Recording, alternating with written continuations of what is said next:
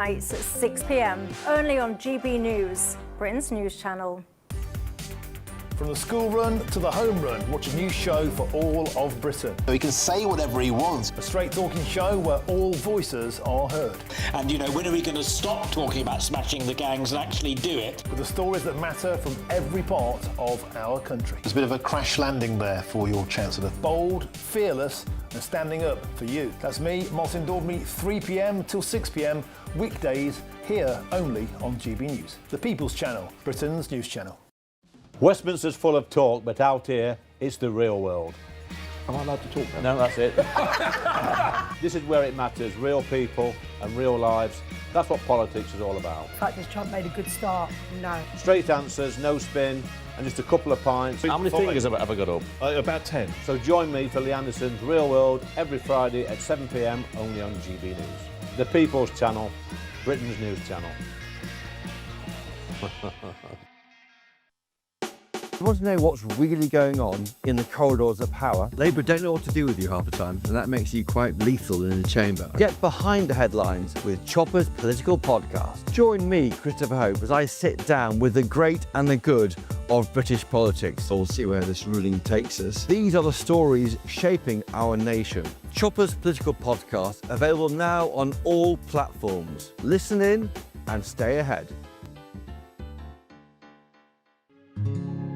We love Great Britain. We love its history, its culture and its tradition, and that's why we're so proud to be part of GB News. You look genuinely emotional. Oh, come here. GB News does pay attention to those who are ignored by the mainstream media. The majority of this country whose forefathers fought and died to maintain liberty, to fight for freedom of speech. The rule of law, the rights of property and democracy. This is the heritage that our country should be so proud of.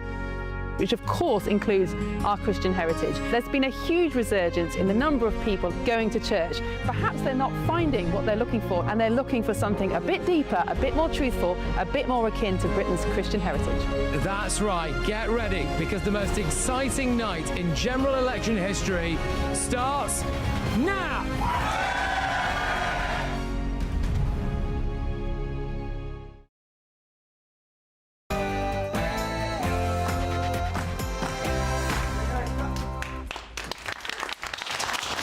Wow, good evening everybody, hello! There we go, hello. How are you doing? Good to see you, good to see you at the back, all right.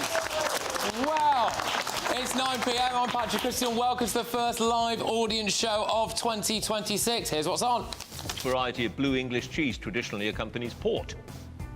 Leicester. Stilton. Well, an Islamist double murderer has been awarded £240,000 in compensation and legal fees because being in solitary confinement is against his human rights. And... Send them back! Send them back! Send them back! Send them back! Send them back!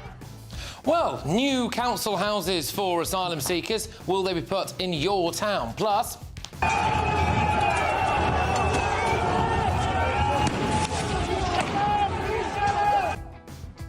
Very much one to watch tonight, obviously. President Trump says that he stands ready to help bring down the Ayatollah of Iran, but should Britain get involved? And...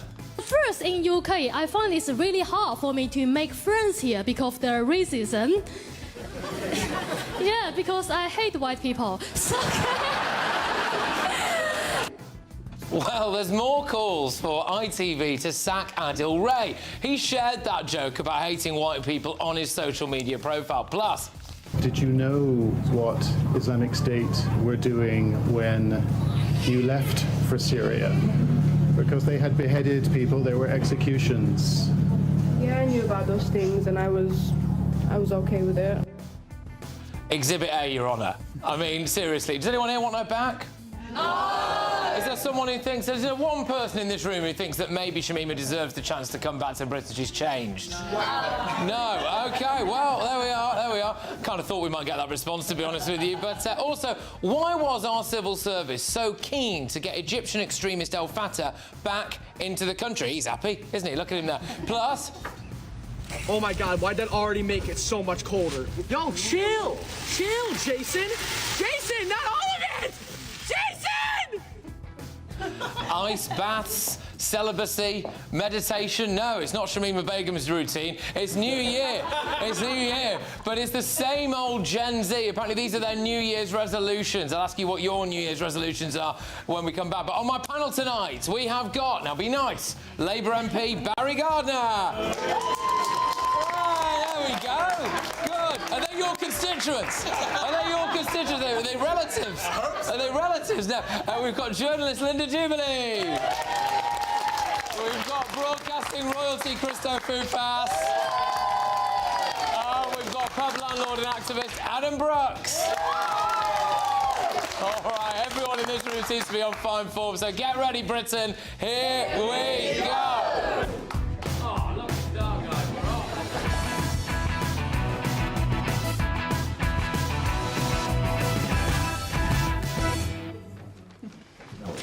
Why are we giving an Islamist double murderer a single penny? That's next.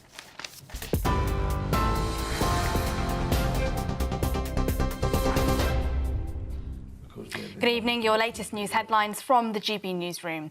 Swiss authorities say that the fire which killed 40 people at a ski bar in Crans-Montana appears to have started from sparkler candles placed in champagne bottles. Authorities have given an update on the tragedy today, confirming 71 of the injured are Swiss nationals, 14 are French and 11 Italian. The death toll currently remains at 40, with at least 119 people injured. Photos emerged earlier today, seeming to show the moment the ceiling of the Constellation bar set alight. Officials have described the fire as a tragedy for the whole of Europe. A former pupil of a British school has been identified as among the missing. Charlotte Nidham previously attended Emmanuel College in Hertfordshire. Most of the victims of the fire are thought to be young people, but identification of the bodies is expected to take several days. The driver of a car involved in the fatal car crash which injured boxer Anthony Joshua in Nigeria has been charged with dangerous driving.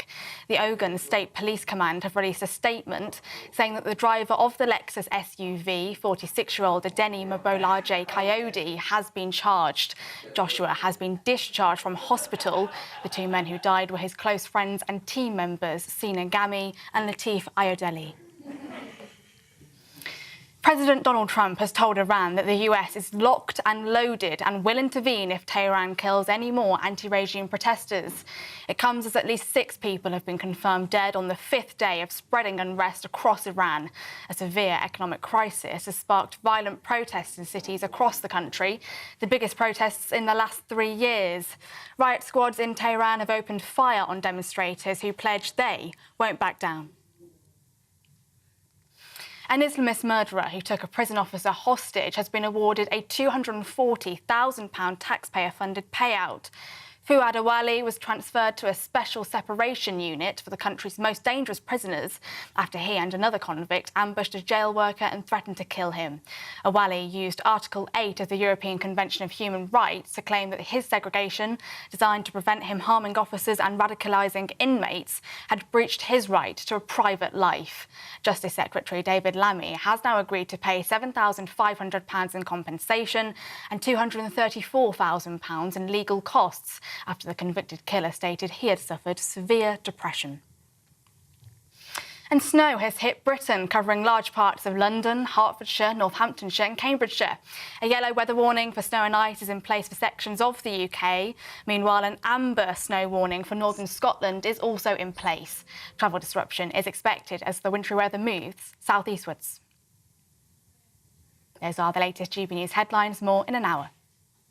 You can now watch GB News live across the United States of America and the world on Truth Plus. Scan the QR code to find out more or visit gbnews.com/truth.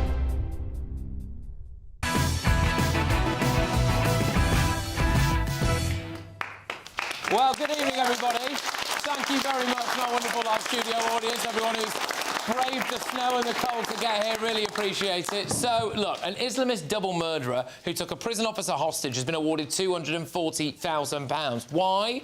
Because being in maximum security solitary confinement is bad for his mental health. $7.5 grand of that was compensation. The rest of it was legal fees. Now, Fuad Awale shot 2 people in the head in Milton Keynes over a drugs dispute, went to prison. He and someone else took a prison officer hostage and threatened to kill them because he wanted to be able to hang out with one of these guys. Yes, the jihadis who murdered Fusilier Lee Rigby. He also demanded the release of Abu Qatada, the Al-Qaeda chief, who Keir Starmer did actually represent some years ago, but hey, you know what? Does it really matter? Yes. Anyway, this judge, Mrs. Justice Ellen Bogan, ruled that keeping him in solitary confinement violated Article 8 of the European Convention on Human Rights, which is a right to a private life. Now, that apparently includes things like being able to form relationships with people and all of that stuff. Specifically, the Islamist murderer has a right to socialise and form friendships, even, it appears, if he wants to form friendships with one of Britain's best-known jihadis. So that's great, isn't it? David Lammy, the Justice Minister, chose not to appeal this decision. Well, why not? What about our human rights to not have this guy potentially plot a terror attack from behind bars or radicalise other inmates? What about the human rights of the prison officers not to be put at risk by this guy? Everyone seems to forget about them, don't they? What about the mental health of that prison officer that this bloke attacked and threatened to kill? I mean, have they got compensation? I don't know, maybe they have. And then today, there is this quite interesting development, actually.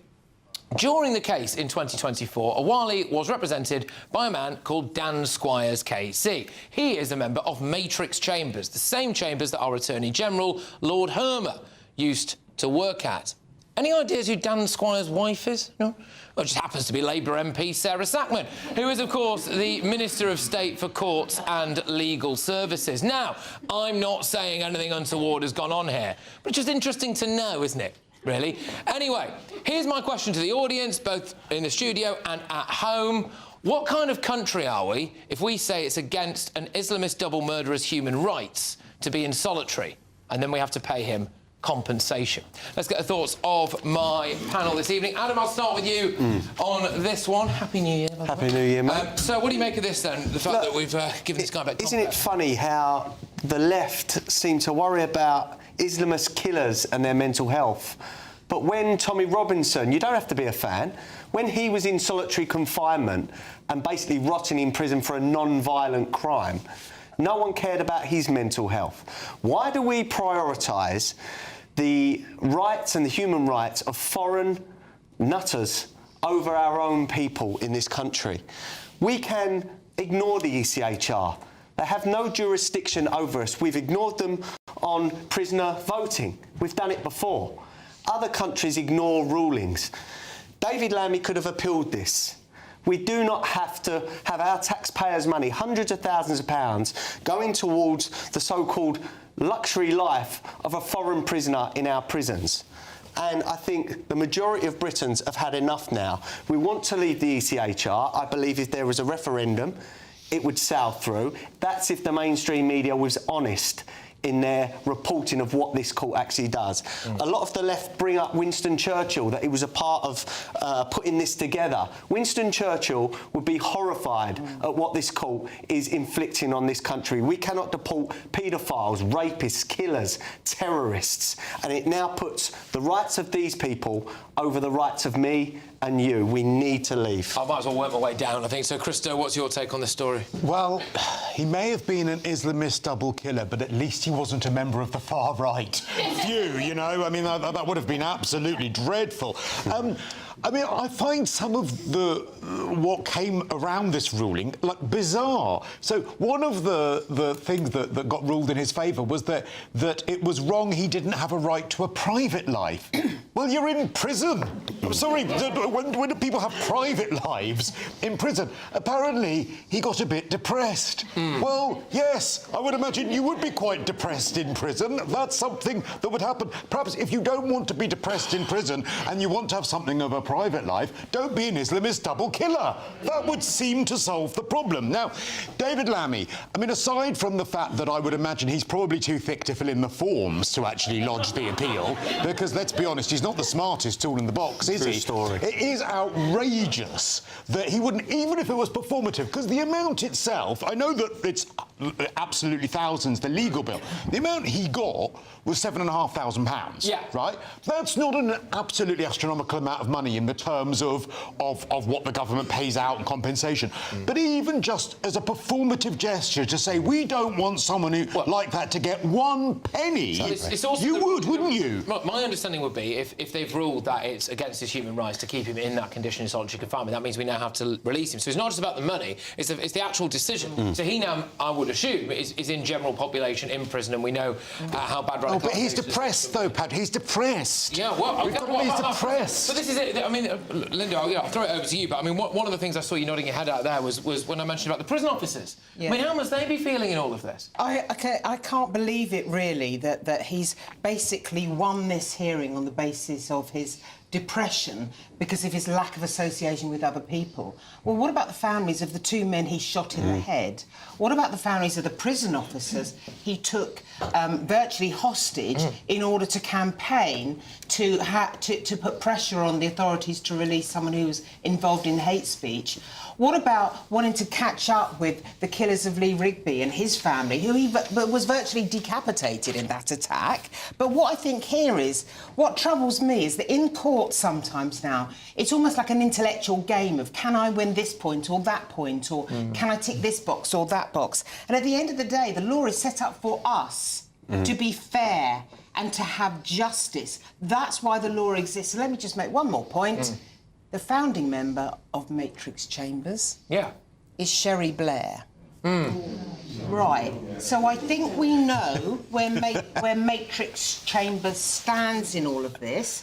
And I say to the judge here in this case, £7,000, you're right, Christo, is not a lot in the scheme of things in terms of compensation.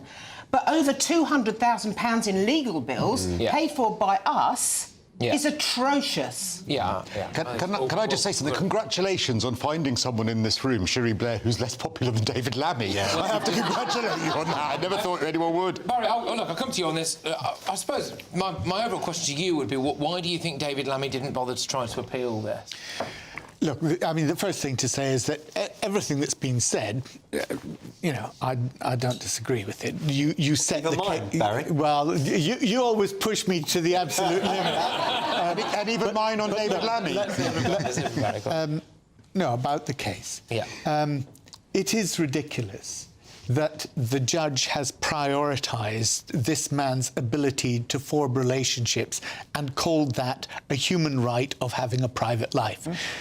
My beef is not with the ECHR. My beef is with judges, and I have to watch my words here, judges who interpret what should be plain and common sense legislation in a completely ludicrous way. The one thing and I don't know the full details of this case, right, as to exactly why the judge did what she did, but the one thing that I think does stand in favour of not having gone to appeal on this is that it would have cost, presumably, another £500,000 of taxpayers' money. The good thing is that the compensation that he has been paid, I understand, would go to his victims or their families, because there would have been a compensation element made to them in the original case. And my understanding is that anything that's paid out to a prisoner such as this would actually go to pay off any outstanding debt he had there. Is there not a case, Barry, to be said for David Lammy appealing this so that it can do away with what appears now to be a legal precedent? Which, I mean, my concern would be anyone, regardless of whether or not they're an Islamist terrorist, even if you're just quite a vile person, who's now in solitary confinement or in maximum security prison, could presumably point to this case and say, it's giving me Patrick, that's why I said I don't know the full details of the case, because it may be that it's fine to put people in solitary confinement for various things that go on in prison. That's part and parcel of prison life. But it may be that he was treated more harshly than anybody would normally be treated. So I don't know the details. I could only guess that there was something that made the judge say that he had been treated unfairly. I just want to say something very, very briefly. There is now a case, I think, for leaving the European Convention on Human Rights. Now, 2 or 3 years ago, I wouldn't have said that. But I am saying it now because I don't think it's possible just to somehow modify it. This was set up after World War II and after the Holocaust for quite specific reasons, and we've moved away from that now. We need to have a little think about whether this is fit for purpose in its entirety, because I don't believe that just modifying it will work, because it will leave the way open for barristers and some judges to manipulate it too much. On that, can I just ask, because we are actually going to talk about the Shamima case a bit later on, which I actually think, ironically, could bring down the Labour government and force us to leave the ECHR. So we might end up being quite grateful to that jihadi bride from Tower Hamlets at some point in the coming years. But in this room, who would leave the ECHR? Yes. Is there anyone who would want to stay in it? There must be someone who wants to stay in it. You... No, oh, no, oh! He didn't take his hand down quick enough. He didn't take his hand down quick enough. There you go. Yeah, it's interesting, really, because we'll talk about this a bit more, I think, in relation to the Shamima story, but I think you see case like this. Barry makes a good point, though. So, you know, the ECHR didn't hold a metaphorical gun to this judge's head. She interpreted it, and I think she interpreted it on the grounds of, in her mind, the ECHR would probably find in his favour. So I think we do, and she's not here to defend herself, don't get me wrong, but I do think we do have a problem with some of these judges in Britain, actually, 100%. who are coming to these decisions. Yeah. We have, 100%, and I'll say this as a knife crime campaigner. People that have been caught with machetes 2 or 3 times, not given prison sentences. Now, that's down to the judge. We need to bypass some of these judges in this country now with mandatory laws, with things like 5-year prison for carrying a machete or a sword. That's the only way, because we cannot trust our judiciary. But you see, the trouble is, Adam, on the other side of these arguments, you would be arguing that we shouldn't be getting rid, and I would agree with you, of jury trials, right? And jury trials are there precisely so that the public do have their say in those machete cases, right? They're in front of a jury, and the jury's taking that decision. Now, the sentencing is a different matter, and the sentencing has to be done by the judges within the sentencing guidelines that are set out. Barry. Well, they're doing suspended sentences for people that are carrying weapons that could take your head off. OK, just really quickly, I think that the bigger issue is the Tony Blair Human Rights Act of 1998, which made the European court's laws directly enforceable here in the UK. Get rid of that, you've taken away a big part of it without us needing to go through the hassle of actually leaving the ECHR. All right, OK. Well, no, we've just got a little statement to read out from the government because, of course, I did bring to everyone's attention that the KC for this Islamist double murderer happens to be married to someone who's quite senior in the Labour Party. The government said, hey, look, Minister Sackman has had no involvement in the government's decisions relating to Mr Owale or in any other case brought by a prisoner. In Mr Owale's case, the court hearing happened before Mr Sackman was actually an MP. The government will not be cowed by legal threats from prisoners. The safety of the public and our hard-working prison staff is our main priority. And when dangerous prisoners pose a risk, they will be placed in our specialist high-security units. So, there you go. Make of that what you will. Right, loads more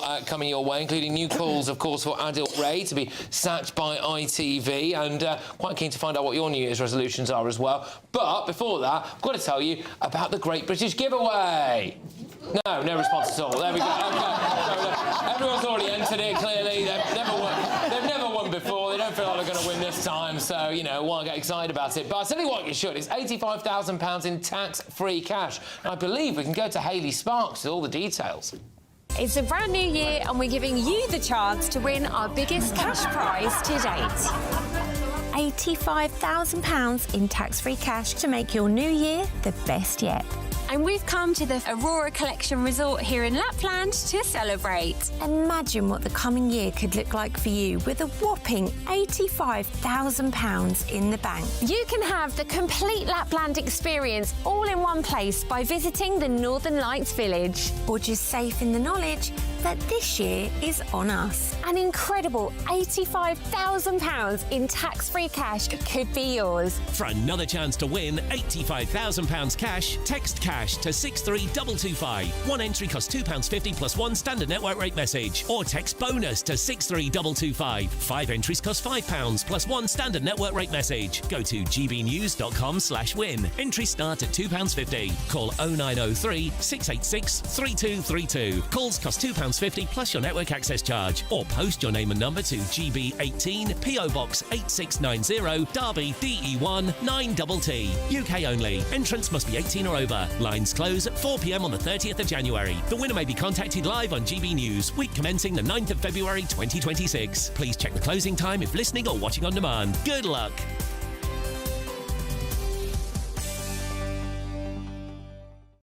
All right, well, loads more coming your way tonight, including this.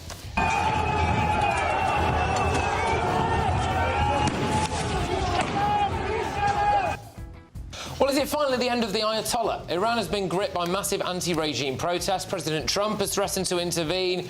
Should Britain? My studio audience will have their say in just a few minutes' time.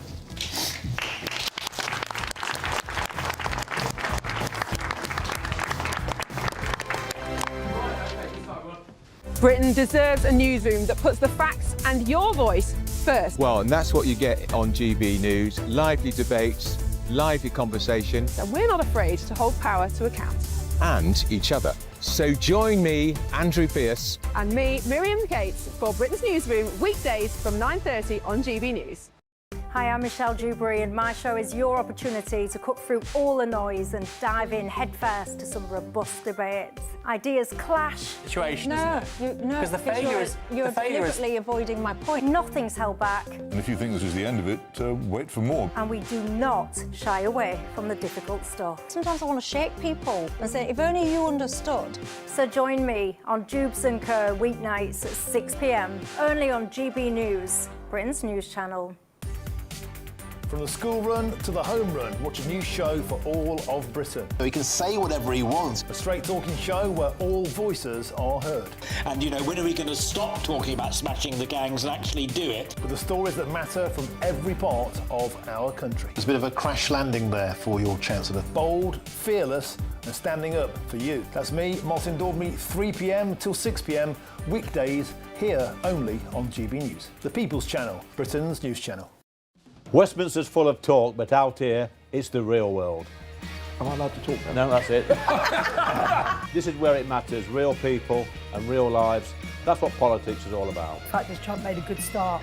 No. Straight answers, no spin, and just a couple of pints. How many fingers have I got up? About 10. So join me for Lee Anderson's Real World every Friday at 7 p.m, only on GB News. The People's Channel, Britain's news channel.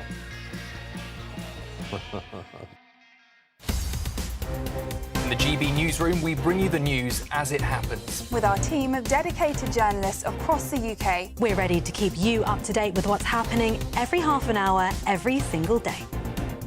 Bulletins here on GB News, the People's Channel, Britain's news channel. Mornings don't have to be tiresome, especially if you have the right company. Wake up to news as it happens, opinion and debate, and of course, a little bit of entertainment too. Because when the kettle's on, we're on. That's Breakfast on GB News, a show worth waking up for. Every morning from 6 a.m. Only on the People's Channel, Britain's news channel. We'll spread the news, you spread the word. Join me, Nana Akweer, for an informative, interactive news programme with a difference. It's fun. No, he didn't say that, though. I'm so surprised. I think there's an element of truth to that. Join me from 3 p.m. every weekend, only on GB News, Britain's news channel.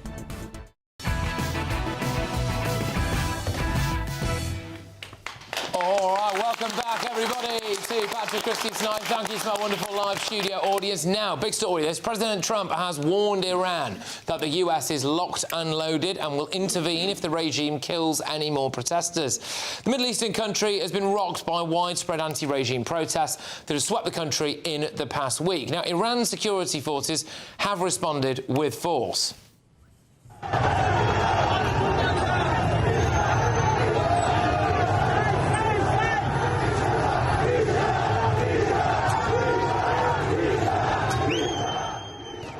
Well, Well, apparently they've been opening fire on demonstrators, supposedly killing at least 7 so far. But the protest began on Sunday with shopkeepers protesting against the government's handling of major economic crisis that's gripping that country. They've evolved, of course, into broader anti-regime rallies. So President Trump appears to be standing by. It could be the end of the Ayatollah. I want to know whether or not we think that we should get involved in any of that. Can I just get a little feel for the room first on this? Is anyone in this room particularly keen? If it does kick off big time in Iran, not to you to go personally, sir, but although he's ready to go, send this guy. But should Britain get involved, do we think? I mean, is anyone here particularly keen for us to get involved? Hands up if you are. No, interesting. Well, there's a bloke on the front row with a microphone here. Are you going to go with or against the room, sir? Where are you on this? Should we get involved? No, definitely not. OK, why not? Go on, why not? Why not for you? Iran has been trouble. I can remember back in, I think, 78 when the Iranian embassy kicked off. And the SAS had to storm the place and put a stop to it all. And they've been trouble ever since. They're now allegedly supplying Hamas, Hezbollah, the Houthis and the entire Middle East, and they're backing them, they're fully behind them. It is now kicking off, and it looks like their own people have had enough of this. And what do? They turn against their own people. Trump has said he's going to step in if there's any more of this nonsense going on, in that they are killing their own people. And should we get involved as Britain? I would say leave it to the Americans for the time being. And let's see what evolves from that before we get involved. You just don't know what's going to happen, and we can afford to be cautious. OK, all right, fair enough. Good points well made. Linda, your views? I don't think that we definitely shouldn't be involved. And I don't think the Americans should be involved either. I mean, Iran has been, and before it was Persia, has been unstable not since 1970s, it's way before that. It's had 3 major revolutions in decades, and it's a very, very turbulent country. Now, the most recent demonstrations were when Masha Amini, you remember her hair came out of her headscarf. The Iranian National Guard, Revolutionary Guard picked her up, put her in prison and killed her, allegedly. But they killed her. Yeah. So that sparked riots. Now, that's not what sparked these riots. What has sparked these riots is the general economic condition of the country. They're running at food inflation of 42% right now, and their currency could be carried around in wheelbarrows. It is in the toilet in economic terms. But the problem is it's only the economy. It's the biggest thing, but it's not co-joined to other areas of insurrection. So I suspect no matter how violent this is, and I take your point about it being a feeder for much of the insecurity in the area, no matter how violent it all looks, I don't think it will come to a complete overthrow. Barry, one of my main concerns, if we were to get involved, and this is not necessarily a reason not to, but I think it should be something we should be aware of. Last year, MI5 did a report about Iranian sleeper cells in Britain. There is, I won't name them because you've not been to them for a right reply, although we have done this before, of course. There is a particular, Islamic centre in Britain where the imam there is appointed by the Ayatollah of Iran. My concern would be if we got involved, it's going to spill out on the streets of Britain. Well, look, the first thing to say is that Ayatollah Khamenei, I think, is now 86. And this does look like the end of the regime. And when somebody's clearly towards the end of their life, they may feel that they've very little to lose. And I think that's a very dangerous situation. And you, sir, I think, put it very well. We can afford to sit this one out. Thank you very much. And by the way, thank you for your service that I see on your chest there. I think it would be extremely foolish to get involved. What Donald Trump has already done in Iran, of course, he's already been part of the bombing of the nuclear facilities. But to say that you're going to stand up for the protesters, many of these young people, highly educated, let's remember that, highly educated young population in Iran that are really pushing back against the old guard. Now, I wish them well in pushing back against the old guard, but I don't think we should be introducing an external influence because we know what that regime will do. Yeah. They'll say, it's all fomented by America, it's all their fault, now we instigate a war. What do you think, Adam? Because there is the other way of looking at it, isn't there? Which is that, you know, this guy, the Ayatollah, is one of the world's leading Islamists, right? Is responsible, as this chap was saying here, for a huge amount of Islamist terrorism right across the world. It would be lovely to see the back of him. I mean, it might be quite nice to give him a nudge on the way out. It would be, but if we believe in democracy, we believe in people power, and let's leave it to the people of Iran to overthrow this government if they want to do that, or regime. They're not a government. Look, it's undeniable that these are mad mullahs and that they are extremists. They are. I think Donald Trump has been very clever here. I do not believe America plans to get involved, but what his words have done is maybe embolden those protesters and even people within the IRGC and the police force there to think, actually, we shouldn't get involved in this. Maybe we'll sit that out. Now, what you need there is defections. You need defections from the authorities and the police to the people for this to happen and for this to work. Look, I think all of us here, we've seen the pictures of Iran in the 70s. So many beautiful women. You had them in bikinis on the beach. You had, you know, smart businessmen in their suits. To then see what Iran has become with women head to toe covered and religious extremism is sad. And for someone like me, hopefully, you know, in my generation, that can go back to being how it was and the people having a say. What do you think about this, Christo? Because it is hotting up over there. And again, look, we're going to bring you updates on this throughout the course of the show, and then we've got the show after this as well, 11 p.m. till midnight. So we'll keep you up to date on everything that's going on in Iran. But it looks like these protests are happening. You know, the people might not be able to do it on their own. Should we help them? No. And I'll tell you why. I think that, Barry, you touched on this. I think there's a potential here that Donald Trump has handed the regime a propaganda win, because the regime will try and spin this to say, well, look, to all of these people, say, look, there you go, this is a big Western plot. This is the West trying to overthrow us and getting involved. Once again, look at what they did in all these other countries in the region. So I think Trump is playing with fire by making these sorts of statements, and I don't think he should be. And also, on balance, if we're thinking about ourselves, would we be safer if we intervened? And I would say, no, we weren't safer after Iraq. I would argue that we were way less safe after Iraq, and unless there was I was convinced, or any of us were convinced, there was a direct threat against us that would be eradicated by us getting involved, I say we stay clear. I'm just going to say very quickly, Adam, that you touched on a really important point.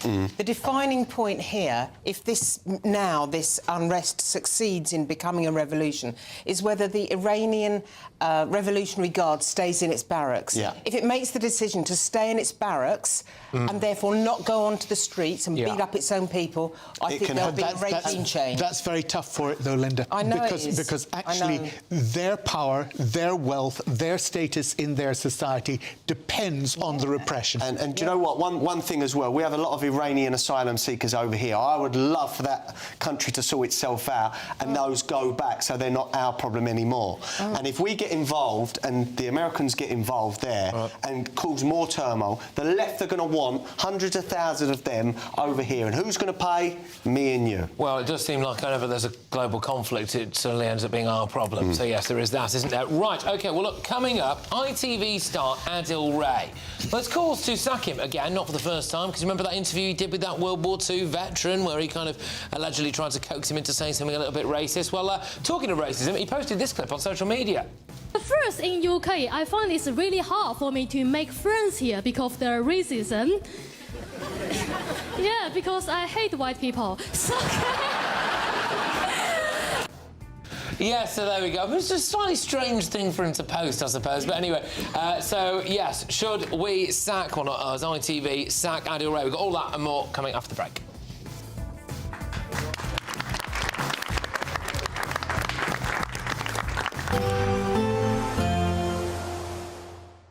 I hope we haven't forgotten anything. Travel insurance, I tick that box. Yeah, but remember what you forgot last year. All Clear Travel Insurance sponsors GB News Travel Destinations Forecast. Although not quite as cold as the UK, it is still rather unsettled at the moment across the Mediterranean. Storm Francis is bringing rather wet and windy conditions to the Canary Isles, Madeira and even mainland areas of Iberia.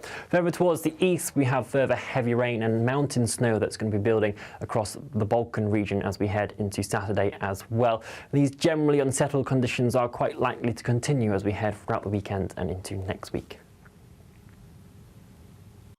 All Clear Travel Insurance sponsors GB News Travel Destinations Forecast. Hello, good evening. Welcome to your latest GB News weather update brought to you from the Met Office. A very cold weekend to come. Further snow and ice is expected, but for many inland areas it should remain fairly dry and bright.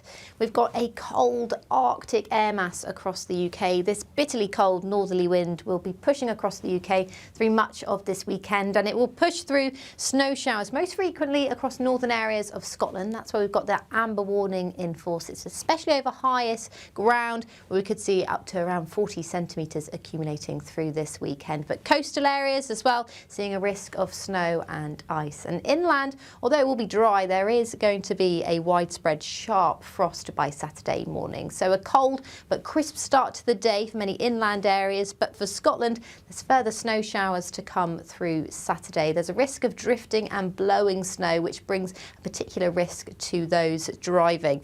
We'll also see some snow showers across parts of Northern Ireland as well as Wales down into the southwest. They could be more sleety in nature, but certainly they will have a wintry feel. And across eastern areas of northern England, that's where we could see some further sleet and snow.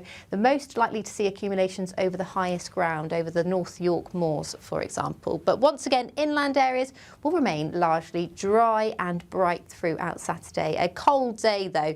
You will notice that chilly feel once again. Some areas not going to reach above 0 degrees by day, so definitely a day to wrap up nice and warm. And we'll see further snow showers across northwestern areas into Sunday. Actually, it's going to be a drier day across the east on Sunday, but another very cold night on Saturday night, and therefore a very cold day throughout Sunday as well. We could see some more snow moving into the southwest once again, so further cold weather to come next week, and into Tuesday we could see some more potentially widespread snow. In the GB newsroom, we bring you the news as it happens. With our team of dedicated journalists across the UK, we're ready to keep you up to date with what's happening every half an hour, every single day. Bulletins here on GB News, The People's Channel, Britain's news channel. Britain deserves a newsroom that puts the facts and your voice first. Well, and that's what you get on GB News. Lively debates, lively conversation. And we're not afraid to hold power to account. And each other. So join me, Andrew Pierce. And me, Miriam Gates, for Britain's Newsroom, weekdays from 9:30 on GB News. At GB News, we love to hear from you, our loyal community. So drop us a line at gbnews.com/yoursay. There you can talk to each other and also to the presenters live on air. gbnews.com/yoursay, because GB News is your channel, Britain's news channel.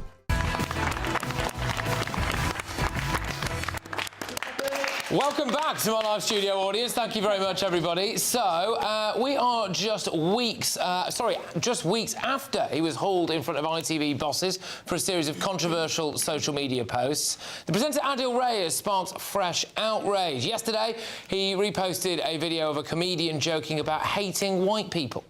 First, in UK, I find it's really hard for me to make friends here because of their racism. Yeah, because I hate white people. So Obviously, people might think that's quite funny. I just question why has he put that on his own Instagram? It just seems a bit odd. But Mr. Ray was reportedly hauled in front of ITV bosses back in November after sharing a series of posts on X appearing to endorse Sharia law, following rumours that newly elected New York Mayor Soham Mamdani may actually implement the Islamic system.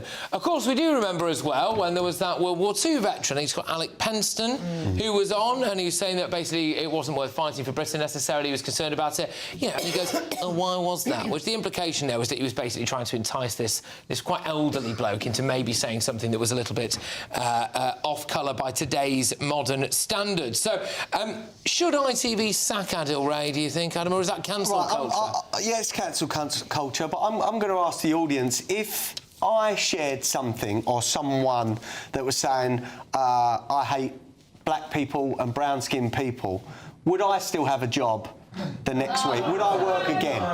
No. So we need we need a level playing field here, because anti-white racism seems to be ignored and allowed in this country and the West. You've got to remember that the whole world, just 11% of the world's population is white. Why are we always the targets for things like this, and why is it acceptable? That's what I want to say. I'm not a lover of Adil Ray. I don't like him. I don't know him, but I don't like his work.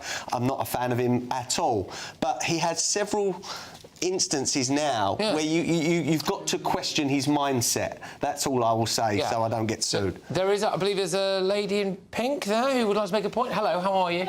I was basically going to say pretty much what Adam's just said, to be honest. There you go. If it was a white person saying it about any other race, would be cancelled, sacked, banished, basically, from say, if not in legal trouble. So why is it allowed on TV or anywhere the other way around? Shouldn't it be the same for everyone? Yeah. Well, no. Sorry, can I just... maybe I'm missing something here, but when we saw that joke at the beginning of the programme, everybody laughed. It's a funny joke. And the reason it's funny is it's because it's coming from somebody who's obviously not white British. She's, I don't know what she is, Chinese origin, and therefore when she says, I couldn't make friends because of the racism, we all think she means that people being racist against her, and then she says, I just hate... So she becomes a racist, and everybody laughs, So, it's just a bit weird. So what's wrong then? A bit odd, what's wrong? I mean, we've shared the joke. You've shared the joke on the programme to highlight the racism. But there's no racism in that joke. Yes, there is. So Barry, in the joke. Listen, so if a white person said that joke about black people or brown-skinned people, would that be acceptable? Yes or no? No. The point is, No, I'm saying reverse it. Would that be okay? The whole point is that the power balance of somebody who is black in a white society saying, I had a problem with racism, I'm the racist. You're digging, Barry. I'm not digging at all. No. Not digging at all. No. You just... No. You laugh just as much about you. Adam. Why do you know it? Because I'll tell you why. Because we can't have it both ways. We cannot on this panel. I'm not asking for him to be cancelled. Hang on. I'm asking not about him. for a level playing field. I'm talking about the joke, right? We very often on this panel say that we are sick of the idea of things like faulty towers and stuff like that being cancelled because of the fact that we don't like people not being able to take a joke if it's meant with good intent. Well, actually, that is a joke meant with good intent. Exactly. And I don't want faulty towers cancelled. I don't want a lower low cancelled. If I shared the opposite, I would be cancelled. On that, so there's 2 points here. It's the joke itself. I have no problem with the joke itself because it's funny. The intent is not racist, just like the intent on a lower low, faulty towers, or carry on, all of these things that we have to have trigger warnings for. They are. Can I just say with them, is there's a reason why they don't get made anymore. So they don't get made. Well, they should be made. But they're not. But the solution... It's okay to go on Channel 4 or to go on Live at the Apollo or to go on whatever else and make a joke at white people's expense. The solution is... You're not going to make a lower low anymore, But the solution is not to then say, right, well, then we cancel because of intent the other joke. The solution is that we all get over ourselves, and if a joke is funny... Ricky Gervais is brilliant at them, where he makes these sorts of jokes near the knuckle, where everyone says he should be cancelled. But actually, no, we keep democracy. But the point is that the way you solve it is not to cancel everyone. The way you solve it is the way one solves it. I feel like we might be losing slightly of Adil Ray's track record here. Yeah. So go on. What do you think about it? Well, first of all, there's just one thought here, and I was really looking forward to seeing what you say, Krista, because you're the one with the comedic talent here. I think that's a lot of people will think that's the funniest thing you've said. So the thing is, when you're dealing with humour, it is supposed to be edgy. It is supposed to push the barriers. And I agree with Adam. I think possibly this was unfair, but all great humour comes with great danger. Yes. That's the point about it. Now, what we are discussing here is Adil Ray sharing this comment. I think Adil Ray should think before he posts, and definitely think before he speaks. And that is the problem here, that there are a series of events here where he appears to be kind of validating himself. It's not about the comment, it's about himself, and he's wrong to do that. I think asking for him to be cancelled, just to clarify that. I understand. I was asking for a level playing field. Yeah. I think when it comes to Jane, can I just say something else though? I actually agree about Adil Ray. I think Adil Ray is slowly resigning before our eyes. I think that this is his way of trying to get out, because pretty sure soon I think that Shamima Begum is going to be announced as his co-presenter, because I'm just like she's going to be on Bargain Hunt or because I don't know what he's doing and why he keeps doing what he's doing, and I actually don't think he wants the job anymore. And on that, I think everyone who said that has got a fair point. But when it comes to humour itself, humour shouldn't be dangerous, as Linda I says. think, again, just to quickly, because we're going to move on, I think there is a slight double standard here. I would have thought that if you look at what's happened with Adil Ray in the recent months, you've had that issue that he had with the World War II veteran, where he was massively criticised. There was pretty widespread outrage for that. Then you had the Sharia law debacle, and now you've got this. And I don't know, bear in mind that they let go of Piers Morgan because he slagged off Meghan Markle. And you think, I think he's trolling. Slight double standard. It's like Sadiq Khan. Or really, what it is showing what you can get away with, I think. But anyway, there we go. Obviously, Adil Ray is not here to defend himself. We did reach out to him and ITV for comment, but they did not get back to us. Shocker. Anyway, coming up, has anyone here made any New Year's resolutions? No. One bloke on the front. I'll ask you what it is. Dare I ask what it is? I'll ask you when we come back. Okay, all right, fair enough. So, look, daily meditation, celibacy is a New Year resolution. I imagine for some people that's not entirely a choice. Ice bath and gratitude journaling. But Gen Z, they've come up with some novelty ones. So yeah, we're going to talk about New Year's resolutions when we come back. That's next.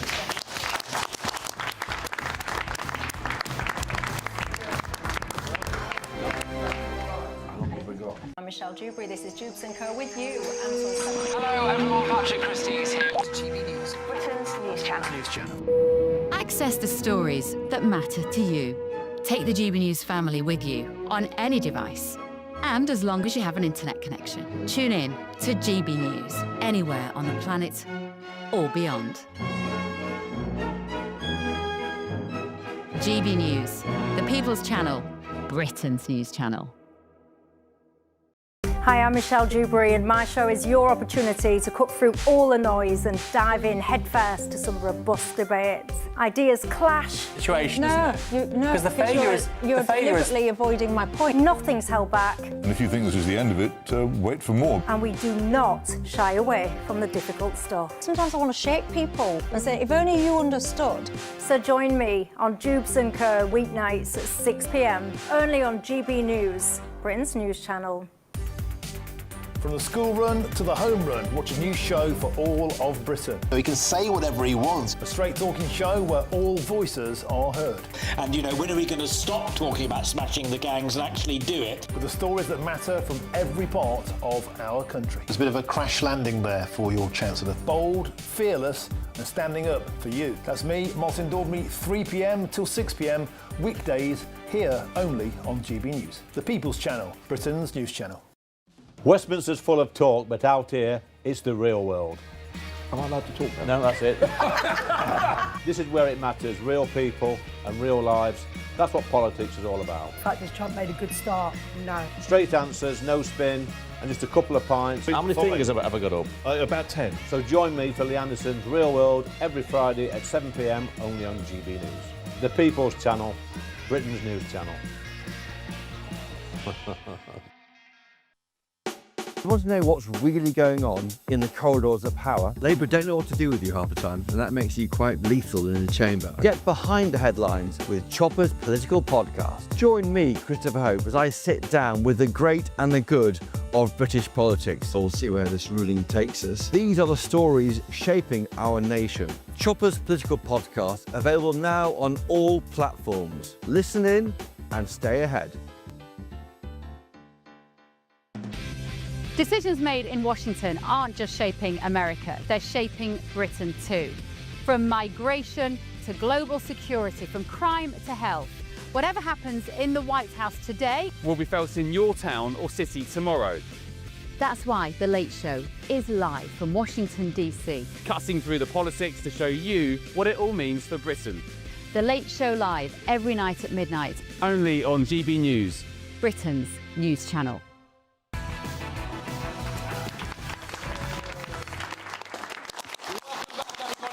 My amazing studio audience, got people from all over tonight, which is great to see. And it might be a new year, but it's the same old Gen Z. Apparently daily ice baths, gratitude journaling and meditation, they are among their new year health resolutions. According to a new poll, 1 in 10 18 to 25-year-olds will commit to celibacy in 2026, and almost a quarter said they will embrace daily meditation. Actually, they're embracing something then, isn't it, I suppose? But meanwhile, 1 in 5 aim to cut out all sugars and do daily intermittent fasting. Well, there's a few people in prison doing that at the moment, isn't there? But anyway, so what do you think about this? I mean, Christo, you could never commit to celibacy. Well, many people have prayed I would, including my partner. In fact, he asks daily for me to commit to celibacy, and I think nothing would make him happier. Look, I think that if you want to be healthy and have a good... I hate New Year's resolutions. I loathe New Year's resolutions because I just think you set yourself up for failure. I think that they are the root of all evil because you live to extremes, and anyone who lives to extremes was probably setting themselves up for a massive failure. I do just look at all of this and juxtapose it against the fact that we're talking about going to war, and what on earth are we going to do? Sorry, you know, in the trenches. Oh, I'm sorry, it's my daily macrobiotic day. I can't eat these rations. Hang on, what are my pronouns? No, I'm sorry, I can't go and fight. You know, oh, hang on, I'm celibate. So yeah, I worry about that from that point of Who view. here's got a New Year's resolution? So there's a gentleman there. Go on, what would you ask? Hi, it's Charles. Well, I've been meditating daily for the past 2 years now. Good for you. And so this year, I think I've tried to commit to celibacy. So when I saw this question, I thought, it's so random, because I'm actually doing this right now. So my question was, what's wrong with meditation? Yeah. 2 hours a day. I don't think there's anything wrong with meditation. And by the way, I am advised on a near daily basis by someone very close to me that I need to do more meditation. I think so, yeah. Do you mind me asking, given that you've raised it, about this committing to celibacy? Oh, I don't know how I'm going to do that. Like, I'm just going to get madder and madder as the days go on. I'm a teacher as well, so I think I'm going to end up screaming at the children after a week. Why are you keen to... My dad is a monk, and he practices meditation. This is great. Give this guy a show. Go on, right, so your dad's a monk. Go on. My dad is a monk. He practices meditation every day, and I've been meditating for the past 2 years, on and off. And celibacy for me seemed like the next step. So I feel the younger generation, when I was that age, I was going mad, drinking, partying, having fun. I don't know, was I in a good place when I was doing that? Probably not. And I think if there are kids, the younger generation, doing this meditation and on the journey so young, I think that's only a good thing. You know what? Good for you, man. Thank you. Well done. Thank you for that. And you meditate? Every day, because I lived in the Far East for 5 years. Each to their own. Yep, I love it. Fair enough. It keeps me so good. And I might point out... We've got to go. All right. Guys, we've got to go, I'm afraid. Sorry, but we hit the end of the hour, so look, we can pick this up when we come back. So, yeah, stay tuned.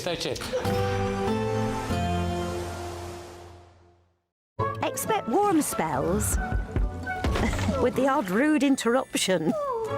Box Boilers sponsors the weather on GB News. Hello, good evening. Welcome to your latest GB News weather update brought to you from the Met Office. A very cold weekend to come. Further snow and ice is expected, but for many inland areas it should remain fairly dry and bright. We've got a cold Arctic air mass across the UK. This bitterly cold northerly wind will be pushing across the UK through much of this weekend, and it will push through snow showers most frequently across northern areas of Scotland. That's where we've got that amber warning in force. It's especially over highest ground where we could see up to around 40 centimetres accumulating through this weekend. But coastal areas as well, seeing a risk of snow and ice. And inland, although it will be dry, there is going to be a widespread sharp frost by Saturday morning. So a cold but crisp start to the day for many inland areas. But for Scotland, there's further snow showers to come through Saturday. There's a risk of drifting and blowing snow, which brings a particular risk to those driving. We'll also see some snow showers across parts of Northern Ireland as well as Wales down into the southwest. They could be more sleety in nature, but certainly they will have a wintry feel. And across eastern areas of northern England, that's where we could see some further sleet and snow. The most likely to see accumulations over the highest ground, over the North York Moors, for example. But once again, inland areas will remain largely dry and bright throughout Saturday. A cold day, though. You will notice that chilly feel once again. Some areas not going to reach above 0 degrees by day, so definitely a day to wrap up nice and warm. And we'll see further snow showers across northwestern areas into Sunday. Actually, it's going to be a drier day across the east on Sunday, but another very cold night on Saturday night, and therefore a very cold day throughout Sunday as well. We could see some more snow moving into the southwest once again, so further cold weather to come next week, and into Tuesday we could see some more potentially widespread snow. Expect warm spells with the odd rude interruption. Box Boilers sponsor. We want to make the new year your best year yet, with a chance to win our greatest cash prize to date. A simply stunning £85,000 in tax-free cash could be yours. Treat the family to that bucket list holiday you've always fancied. Get your dream car you've always wanted. Or just relax, safe in the knowledge that the coming year is on us. For another chance to win £85,000 cash, text cash to 63225. One entry costs £2.50 plus one standard network rate message. Or text bonus to 63225. 5 entries cost £5 plus one standard network rate message. Go to gbnews.com/win. Entries start at £2.50. Call 0903 686 3232. Calls cost £2.50 plus your network access charge. Or post your name and number to GB18 PO Box 8690 Derby DE1 9TT. UK only. Entrance must be 18 or over. Lines close at 4 p.m. on the 30th of January. Please check the closing time if listening or watching on demand. Good luck. Hi, I'm Michelle Dewberry, and my show is your opportunity to cut through all the noise and dive in headfirst to some robust debates. Ideas clash. Situation, isn't it? Because you're deliberately avoiding my point. Nothing's held back. And if you think this is the end of it, wait for more. And we do not shy away from the difficult stuff. Sometimes I want to shake people and say, if only you understood. So join me on Jubes & Co weeknights at 6 p.m, only on GB News, Britain's news channel. Join me, Nana Akwe, for an informative, interactive news programme with a difference. It's fun. No, he didn't say that, Dave. I'm so surprised. I think there's an element of truth to that. Join me from 3 p.m. every weekend, only on GB News, Britain's news channel. From the school run to the home run, watch a new show for all of Britain. So he can say whatever he wants. A straight talking show where all voices are heard.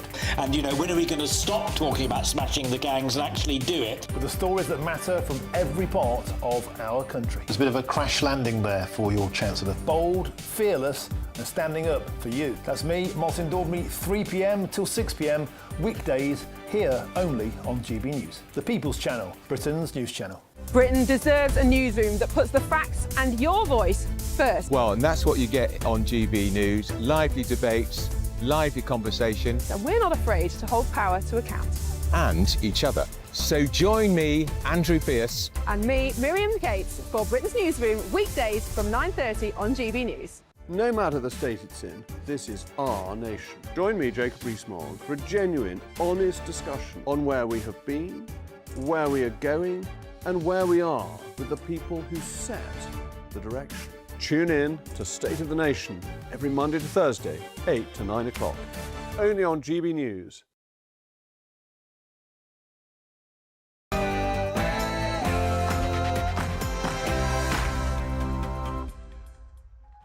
Well, good evening, everybody. Hello again. Hello, hello, hello. Yes, fantastic, fantastic. Thank you very much for coming, everybody.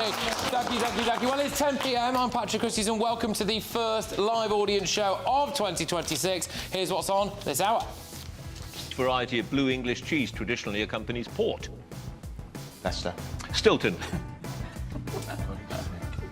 Will there be more on the front pages about this? An Islamist double murderer who has, of course, been awarded compensation, £240,000 in compo and legal fees because being in solitary was against his human rights. Also... Send them back! Send them back! Send them back!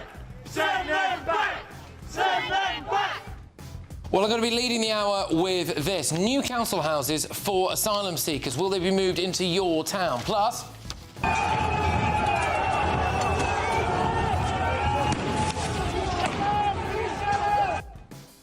We're monitoring this situation incredibly closely. President Trump says he's ready to help out to bring down the Ayatollah in Iran. But will Britain get involved? Should Britain get involved? Plus... Did you know what Islamic State were doing when you left for Syria? Because they had beheaded people, there were executions. Yeah, I knew about those things, and I was okay with it. All right, so any volunteers to have Shamima in your spare room living with you? Welcome her home? No? Yeah? No, I didn't think so. No. Well, anyway, there we go. So, will she come back? Will it be the end of the ECHR for us if she does? Some breaking news on the front of tomorrow's Daily Telegraph there. You ready for this? David Lammy wants 18-year-olds to sign up to be magistrates. So, scrap a jury trial, you're in court, and an 18-year-old decides your case. I don't know, there's a couple of young people at the back there, they might actually be candidates for it, I don't know, but anyway. On my panel tonight, we have got the Labour MP, Barry Gardner. Hey, good one. All right, we've got journalist Linda Jubilee. Broadcasting royalty, Christo Fufas. Pub landlord and activist Adam Brooks. All right, so get ready, Britain. Here we go.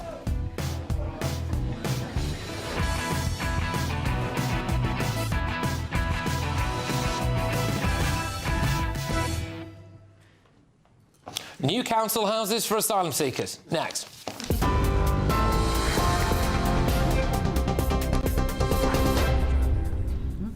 Good evening. Your latest news headlines from the GB newsroom. Swiss authorities say that the fire which killed 40 people at a ski bar in Crans-Montana appears to have started from sparkler candles placed in champagne bottles. Authorities have given an update on the tragedy today, confirming 71 of the injured are Swiss nationals, 14 are French and 11 Italian. The death toll currently remains at 40, with at least 119 people injured. Photos emerged earlier today, seeming to show the moment the ceiling of the Constellation bar set alight. Officials have described the fire as a tragedy for the whole of Europe. A former pupil of a British school has been identified as among the missing. Charlotte Nidham previously attended Emmanuel College in Hertfordshire. Most of the victims of the fire are thought to be young people, but identification of the bodies is expected to take several days. The driver of a car involved in the fatal car crash which injured boxer Anthony Joshua in Nigeria has been charged with dangerous driving. The Ogun State Police Command have released a statement saying that the driver of the Lexus SUV, 46-year-old Adeni Mobolaje Coyote, has been charged. Joshua has been discharged from hospital. The two men who died were his close friends and team members, Sina Gami and Lateef Ayodele. President Donald Trump has told Iran that the US is locked and loaded and will intervene if Tehran kills any more anti-regime protesters. It comes as at least 6 people have been confirmed dead on the 5th day of spreading unrest across Iran. A severe economic crisis has sparked violent protests in cities across the country, the biggest protests in the last 3 years. Riot squads in Tehran have opened fire on demonstrators who pledged they won't back down. An Islamist murderer who took a prison officer hostage has been awarded a £240,000 taxpayer-funded payout. Fuad Awali was transferred to a special separation unit for the country's most dangerous prisoners after he and another convict ambushed a jail worker and threatened to kill him. Awali used Article 8 of the European Convention of Human Rights to claim that his segregation, designed to prevent him harming officers and radicalising inmates, had breached his right to a private life. Justice Secretary David Lammy has now agreed to pay £7,500 in compensation and £234,000 in legal costs after the convicted killer stated he had suffered severe depression. And snow has hit Britain, covering large parts of London, Hertfordshire, Northamptonshire and Cambridgeshire. A yellow weather warning for snow and ice is in place for sections of the UK.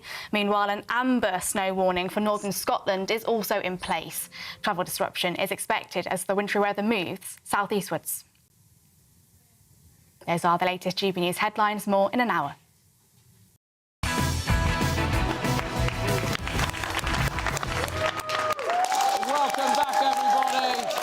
Thank you very much for our live studio audience. We've got people from the Lake District, from Yorkshire, wherever else, Nottinghamshire, Bournemouth as well. You love to see it. Thank you very much, everybody who's braved the cold this evening to be with us. But anyway, new council houses are going to be built for asylum seekers. Around 200 local authorities have indicated interest in the government pilot scheme that would fund the building of new properties or the refurbishment of derelict housing to make room for asylum seekers.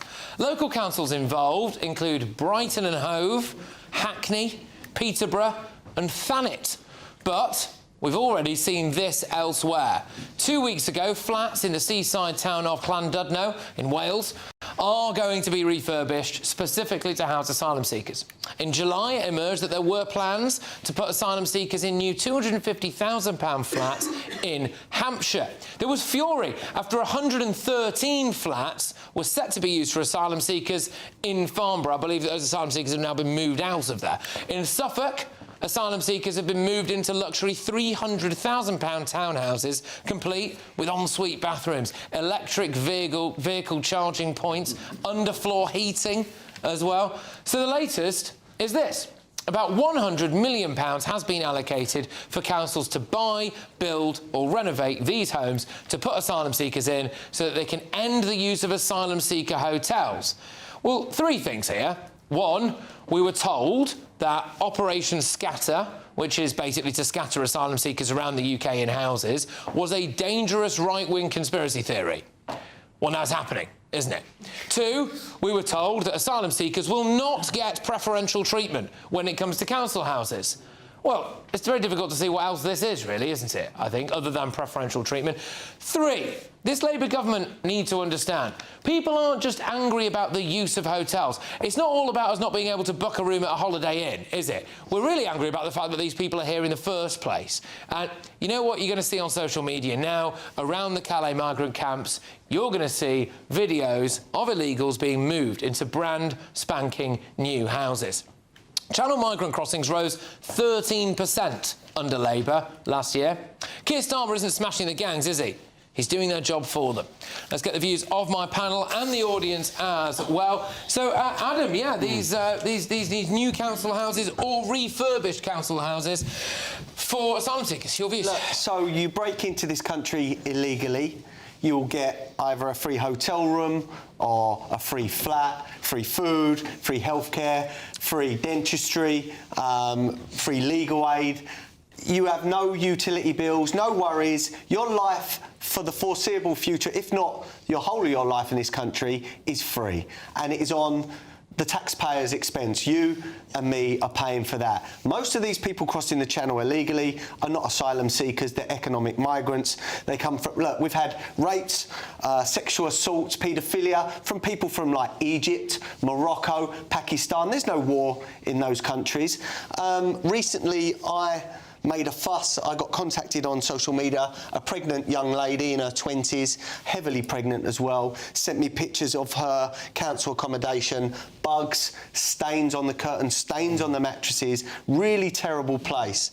And I threatened to put this on this show and on social media, and she was moved within hours with help from a local councillor. Now, people like that are being put in terrible conditions, yet asylum seekers are going to be given free flats, free houses. It's so wrong. We need to deport these people en masse when reform get in the next election, and stop the benefits, stop the housing, and they will self-deport in their millions in this country. I believe we should have 2 or 3 million people leave this country. All right. There's someone in the audience with a microphone, I believe. Yeah. Hello. Oh, 2. Hey. Right, we'll start with ladies first. Ladies first. What would you like to say on this? That's all right, don't worry. So obviously we're talking about whether or not you think that maybe it's a good thing or a bad thing that we've got these new council houses possibly for asylum seekers. I just think, how much longer are we going to continue to reward these people that enter the country, you know, illegally? I mean, I absolutely think that the genuine asylum seekers have every right to be safe and to want their families to be safe. And I think that every country should help them in achieving that. I'm talking about the genuine asylum women and seekers. children, maybe, not But tens of thousands of men. As you said, you know, the vast majority of people that come over on those boats are simply not that. And the government must think that we're thick to not know that. I've got family members of my own that are waiting for council accommodation. Some have been on the list for years. And I just think to have somebody come over illegally and to now be spending, well, how many billions is it? Well, there was about 100 million quid in the short term, but yeah. On them, I think it's... I mean, how can anybody in the government expect us to be OK with that, to be happy about that, to think that it's a reasonable thing to do? The government does not care. No. And the fact of the matter is they want the asylum seekers out of the hotels because they've made a commitment to empty the hotels out. But if all you're doing is removing asylum seekers or so-called asylum seekers from hotels and putting them in accommodation elsewhere, that's not solving the problem at all. It's just moving everything around. But you hit on a really valuable point. The fact is that I've got 3 kids, 2 are Gen Zs. They call themselves Gen Zs. We say Gen Z. Gen Z, because we speak proper England. We speak proper English, that's true. But they are, you know, desperate to get on the housing ladder somehow. Even rented accommodation for my middle son was incredibly difficult for him to get the deposit together, to climb up the list of 10 people that were ahead of him in the queue. And we can't allow that situation to continue in this country while we are building accommodation for other people. It will. Well, thank you very much for making your point. Well done. I'll go to this gentleman here and then we'll get the other 2 panellists here. Yeah, well done, that lady. Yes. Go on, sir. What would you like to say? Excuse my croaky voice that I've been poorly over Christmas, but really, my question to you, Barry, really, to be honest, and the rest of the panel, but specifically to you, is how should the public respond to a government that appears to ignore the will of the people? And they just do not address what Adam has said. I travel around the country and everybody's saying what Adam says and this lady says. Everybody says it. Because there is a powder cake, which is the British people. And believe me, when it comes, it will bring this government down. So how will you respond to that? Go on, Barry.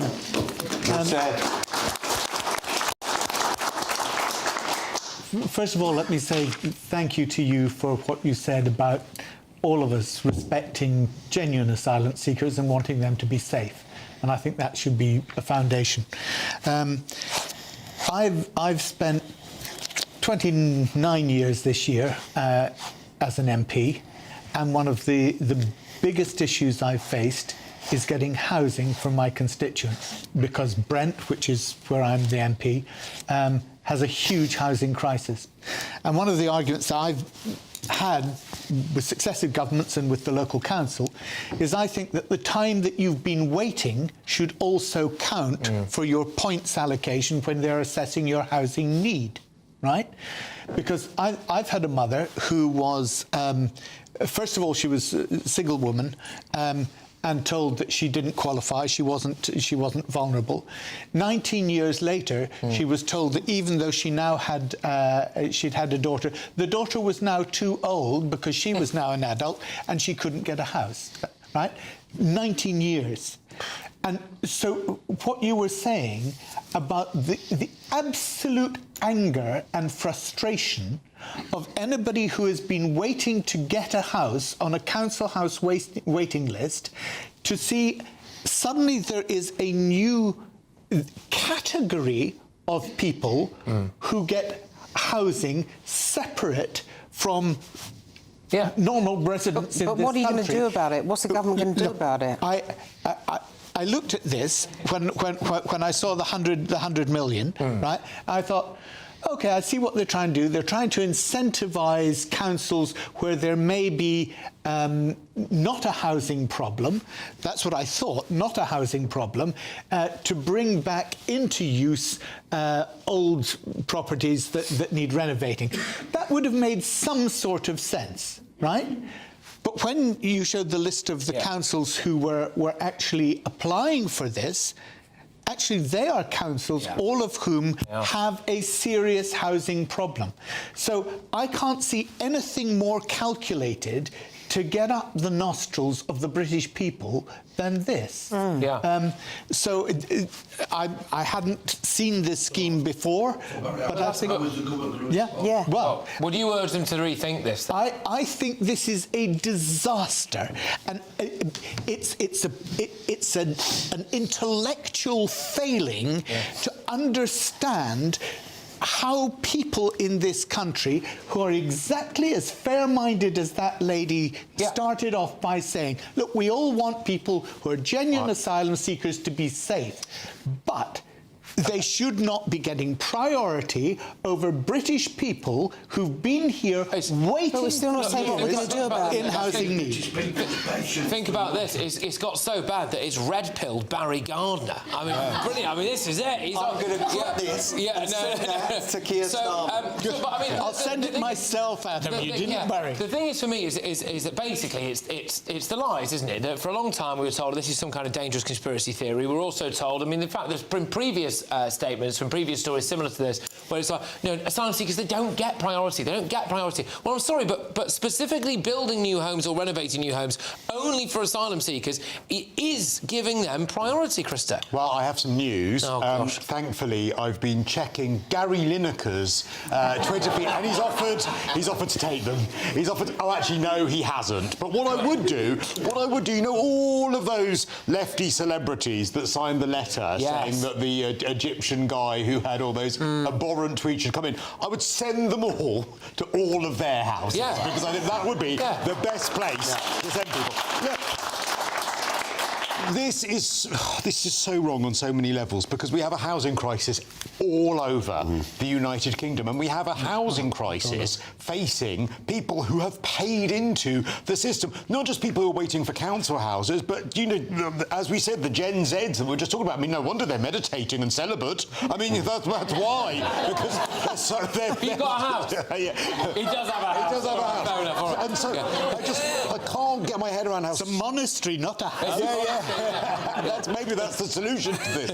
I can't get my head around how absolutely thick this is, how stupid this is. But also, if you are... There's an element of this as well which really irritates me, which is that if you are a young man in this country and try and get a council house, you are so far down the list. Whereas if you're a young male asylum seeker, which we've seen a lot of these asylum seekers are, well, then you're going to have a council pay for accommodation. If there is £100 million for council houses, well, then build council houses and give them to people who are legitimate, who have paid into the system, who are on the list already.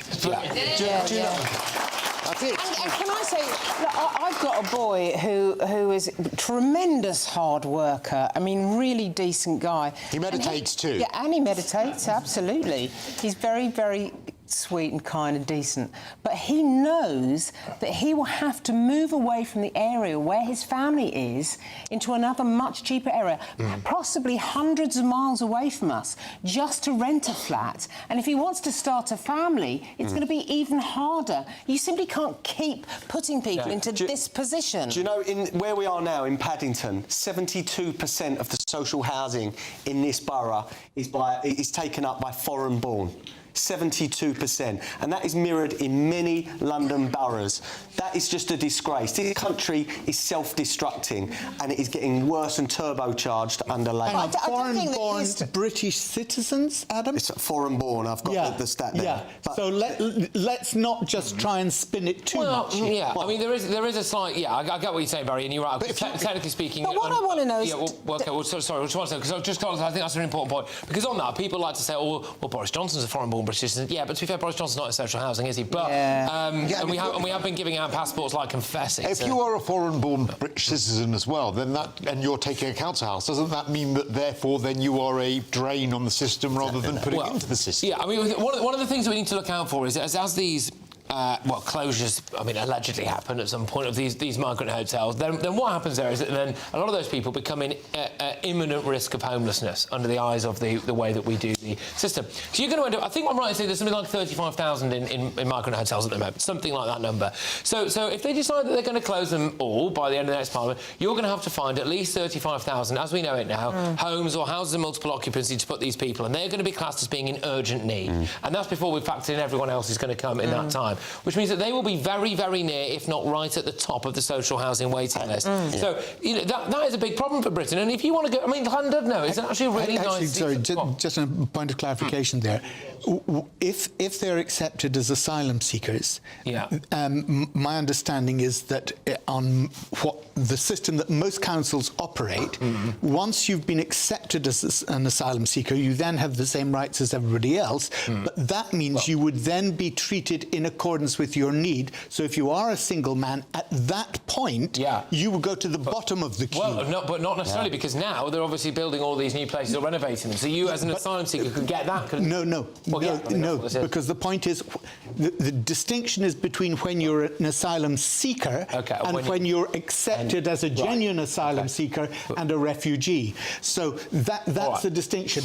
When you're still going through the system of the courts to decide, you get priority, but as soon as you're decided in your favour, you don't. But that's when you bring your family over, though, isn't it? And then you can go in. No, you can, and then you can get into the system and get a council house. Christo, you're absolutely right, and that's why the Home Secretary's been looking at making the restrictions on people coming to bring their family over within a certain period. Just quickly, the danger that we've got, obviously I'm trying to close the Bell Hotel, but these people are going to be dumped into communities next door to people like you and your women and your children, unchecked, unverified. We've seen the rapes, we've seen the paedophilia, we've seen the sex crimes, and now they're going to be even closer to the women. Yeah, I think there's places like London that I've been to, which is a really nice part of the world, you know, on the kind of seafront there, etc. And you know, people pay a lot of money and people choose to live there. Generally, people choose to retire there. People save up their entire lives. They can go and buy a flat on the seafront in Llandudno, and then all of a sudden you see that £250,000 flats are being given away, you know, essentially at the taxpayers' expense to people who've just arrived here. I think it sticks in the craw a little bit. But a government spokesperson has said the vast majority of social homes in this country go to British nationals, and priority is given to local people who need it most. People who arrive in the country illegally or migrants on student or work visas cannot access social housing. Okay, it's not really entirely true, that is it? Let's be honest. But anyway, strictly it is. Yeah, well, yeah, there's a little bit of wordplay going on there. But anyway, right. No, before I tell you what's coming up next, I obviously also have to tell you about the Great British Giveaway. Much better. It's £85,000 in tax-free cash, of which a lot of it, I think, has found its way into Hayley Sparks' back pocket because we've sent it to Lapland. It's a brand new year and we're giving you the chance to win our biggest cash prize to date. £85,000 in tax-free cash to make your new year the best yet. and we've come to the Aurora Collection Resort here in Lapland to celebrate. Imagine what the coming year could look like for you with a whopping £85,000 in the bank. You can have the complete Lapland experience all in one place by visiting the Northern Lights Village, or just safe in the knowledge that this year is on us. An incredible £85,000 in tax-free cash could be yours. For another chance to win £85,000 cash, text cash to 63225. One entry costs £2.50 plus one standard network rate message, or text bonus to 63225. 5 entries cost £5 plus one standard network rate message. Go to gbnews.com/win. Entries start at £2.50. Call 0903 686 3232. Calls cost £2.50 plus your network access charge, or post your name and number to GB18 PO Box 8690 Derby DE1 9TT. UK only. Entrance must be 18 or over. Lines close at 4 p.m. on the 30th of January. The winner may be contacted live on GB News, week commencing the 9th of February 2026. Please check the closing time if listening or watching on demand. Good luck.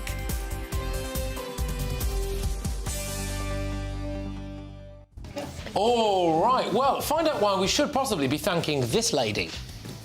He has no proof that I'm a threat. Other than that, I was the nicest. Yeah, well, Shamima Begum might be the unlikely candidate to bring down this Labour government and get us out of the ECHR. So, hey, thank you, Shamima, when we come back.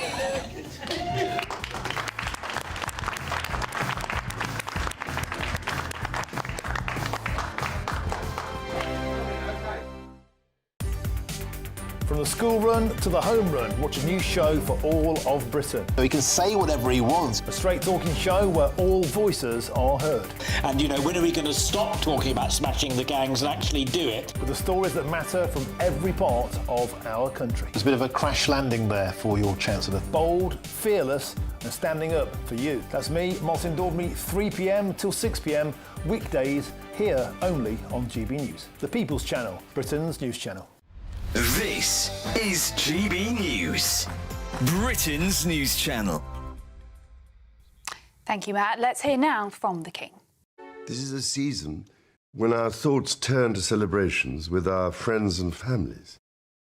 In the midst of this festive period, I just wanted to ask you to join me today in finding a special place in your hearts and your minds and prayers for the hundreds of thousands of people across our United Kingdom who receive a cancer diagnosis each year, and for the millions more who love and care for them. I know from my own experience that a cancer diagnosis can feel overwhelming. Yet I also know that early detection is the key that can transform treatment journeys, giving invaluable time to medical teams and to their patients the precious gift of hope. These are gifts we can all help deliver. Throughout my own cancer journey, I've been profoundly moved by what I can only call the community of care that surrounds every cancer patient.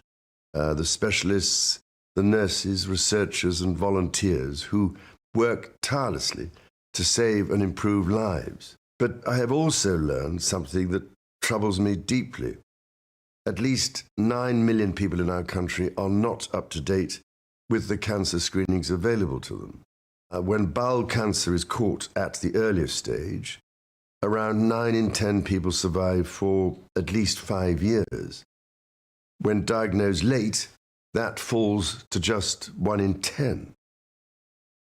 Early diagnosis quite simply saves lives.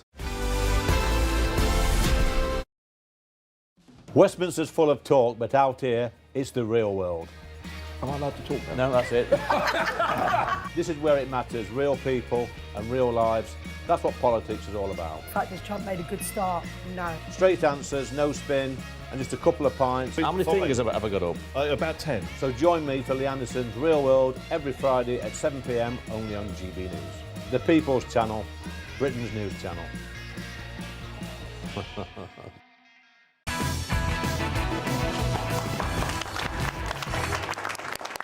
Welcome back, everybody.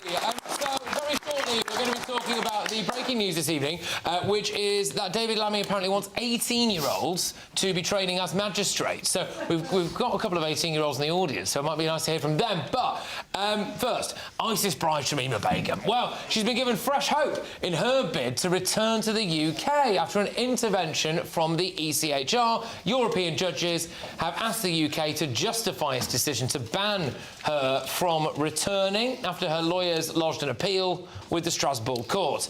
She travelled to Syria to join ISIS back in 2015 when she was 15, actually. But basically, since then, obviously, ISIS have fallen and she's been living in some kind of refugee camp. Nevertheless, the Home Secretary has said that she is going to fight it. But should we just remind ourselves why Shamima Begum said we don't need to worry, she's not a threat? Here it is.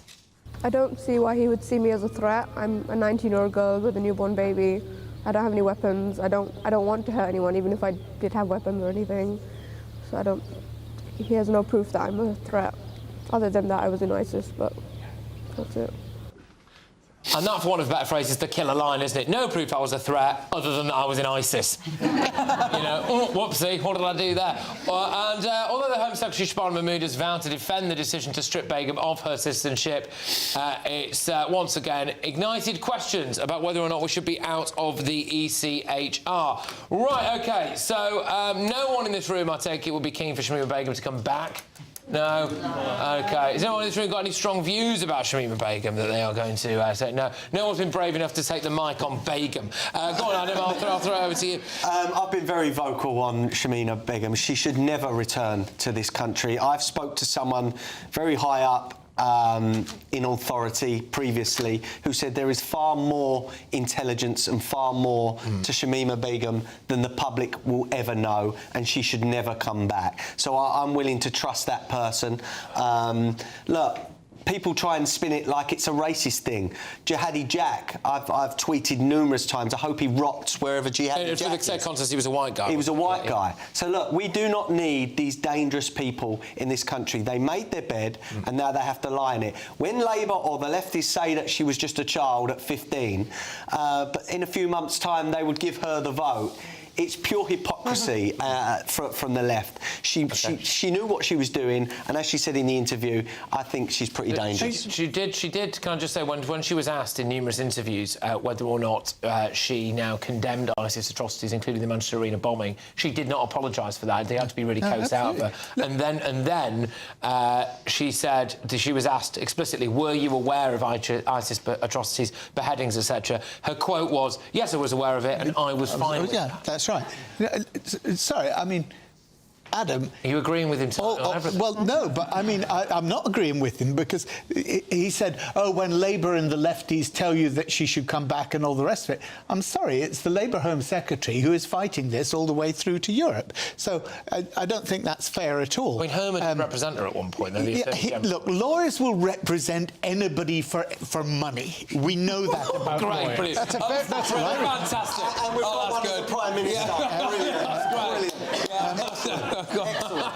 Anyway, I need to Linda, because I cut you off rudely in the last segment, so I'm keen to hear your views on this. Go on, what do you think about whether or not... Because my thinking is that if the ECHR says she should come back, which, let's be honest with you, given some of their rulings, they probably will, so it's going to be a bit of a pickle for the Labour Party, isn't it? You see, she is described as no more than a child, 15 years old, but I believe Adam when he says that he has spoken to someone in authority. She's not your average 15-year-old. Your average 15-year-old doesn't buy a ticket to Turkey and then get to Syria and then live with a jihadist. It does not happen. Yeah. But there is this kind of... A very good point was, what Keir Starmer wants is for 16-year-olds to be able to vote. And there's this strange shifting about what an age group actually means. We've only just seen... like a young Afghan man described in childlike terms for sexually abusing a young woman of 15. Yeah. So what is this age shifting around supposed to be achieving? Yeah. Surely... Well, there's also a question mark But she's about, not 15 anymore. No, she's not. She may have been 15 when she did it, when she went out there, but she's not... She was a child. Apparently, this is the other thing, you know, there are some people on the left who think that, you know, you can consent to puberty blockers when you're like 8 or something. No. But Shamima didn't know what she was doing. She didn't know what she was doing. I'll get the microphone to this chap in a second. I do think that you know, we have to acknowledge that in the eyes of the law, and I'm not defending her, but she was underage, and there is an argument to say that there was an element of grooming. Okay, however, she has then, as an adult, said the most repellent things, including how she learned a lot about herself by going and fighting with ISIS. I mean, you know, great. It's hardly, you know, your gap year away, is it?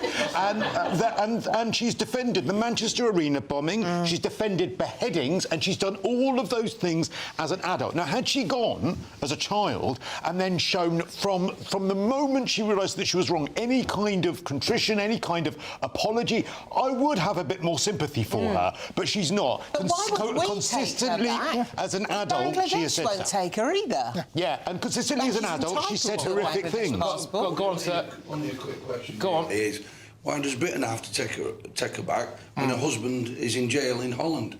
Yeah, well, I suppose that's the point. I mean, maybe they could... And there's a chap at the back. she was entitled to a Bangladeshi passport as well, and they won't let her. Could you do me a favour, sir? Pass it right back there. It's like the kind of... Everyone. There you go. Pass the parcel, but it's a microphone. There we go. Go on, sir. What do you like to say? Would you not Stand up for me, please. That's all right. Is that all right? Do you mind? Sorry. Thank you, mate. Cheers. Do you not think if we was to bring her back, the lawyers would be all over this, and there'd be then a compensation package? Oh, we end up paying compo for Shamima. Yeah. Oh. And a council house. And a council house as well. OK. So but basically, Barry, you think the government will stand for... Even if the ECHR say that we have to take her back, you think that this government... Because Herma has said, this quote, this government will never disobey a ruling. Well, the government shouldn't disobey the law. The government is there to put the law in place and to follow the law. British law, not foreign courts, Barry. Yeah, British law that we have instantiated into our law. But look, the point is, the Home Secretary is fighting this all the way and has successively refused for this woman to come back through the British courts initially. Now it's with the European Court, and she'll fight it there as well. All right, well, watch this space then. Watch this space when it comes to Shamima Begum. I do quite like that PR job they did, didn't they? You know, it started with the head covering, and before you know it was a baseball cap and some lippy, and they had the kind of glasses on. She's just one of us. She was on the front of Jihadi Vogue. You know, there you go. Oh, Shamima, girl next door, Shamima. She's just like us. Anyway, coming up, some big breaking news on the front of the Daily Telegraph for tomorrow. This is tomorrow's Daily Telegraph. You could be sent to jail by an 18-year-old. Fantastic. Have that. Anyway, I'll reveal all about what's going on there very, very soon.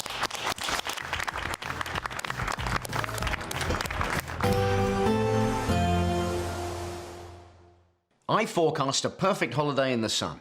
Weather looking good then? For sure, and no worries about our travel insurance. All Clear Travel Insurance sponsors GB News Travel Destinations forecast.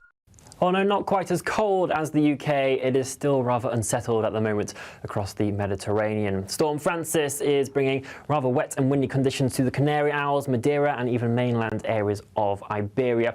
Further towards the east, we have further heavy rain and mountain snow that's going to be building across the Balkan region as we head into Saturday as well. These generally unsettled conditions are quite likely to continue as we head throughout the weekend and into next week. All Clear Travel Insurance sponsors GB News Travel Destinations forecast. Hello, good evening. Welcome to your latest GB News weather update brought to you from the Met Office. A very cold weekend to come. Further snow and ice is expected, but for many inland areas it should remain fairly dry and bright.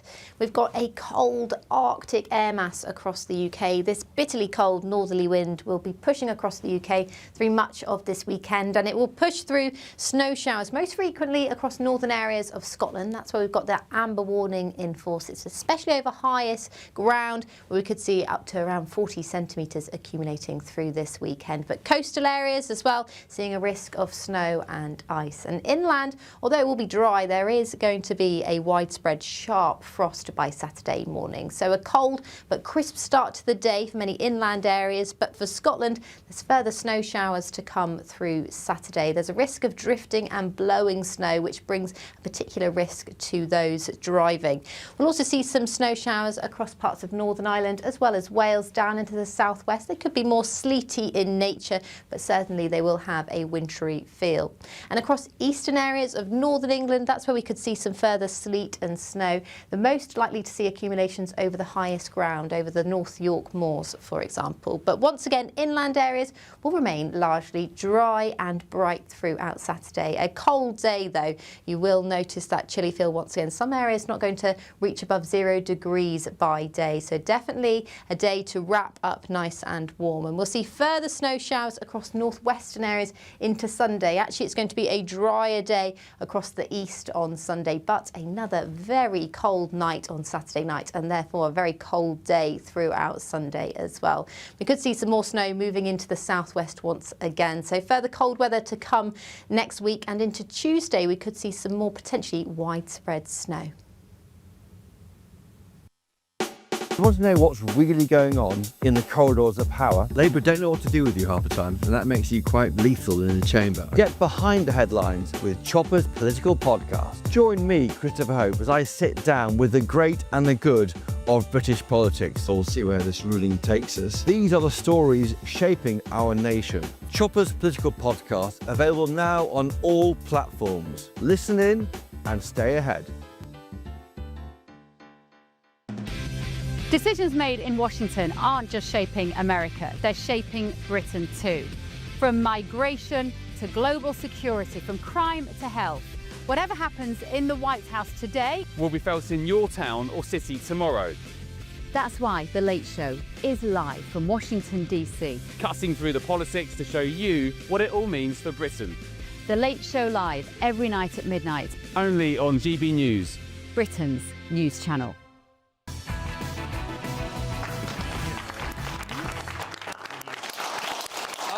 Okay, all right, well, welcome back, everybody, to my live studio. I'm just getting a little bit more news in my ear about a story that we're going to do in the next hour. But Reform, apparently, have announced a policy which is mandatory life sentences for child rapists.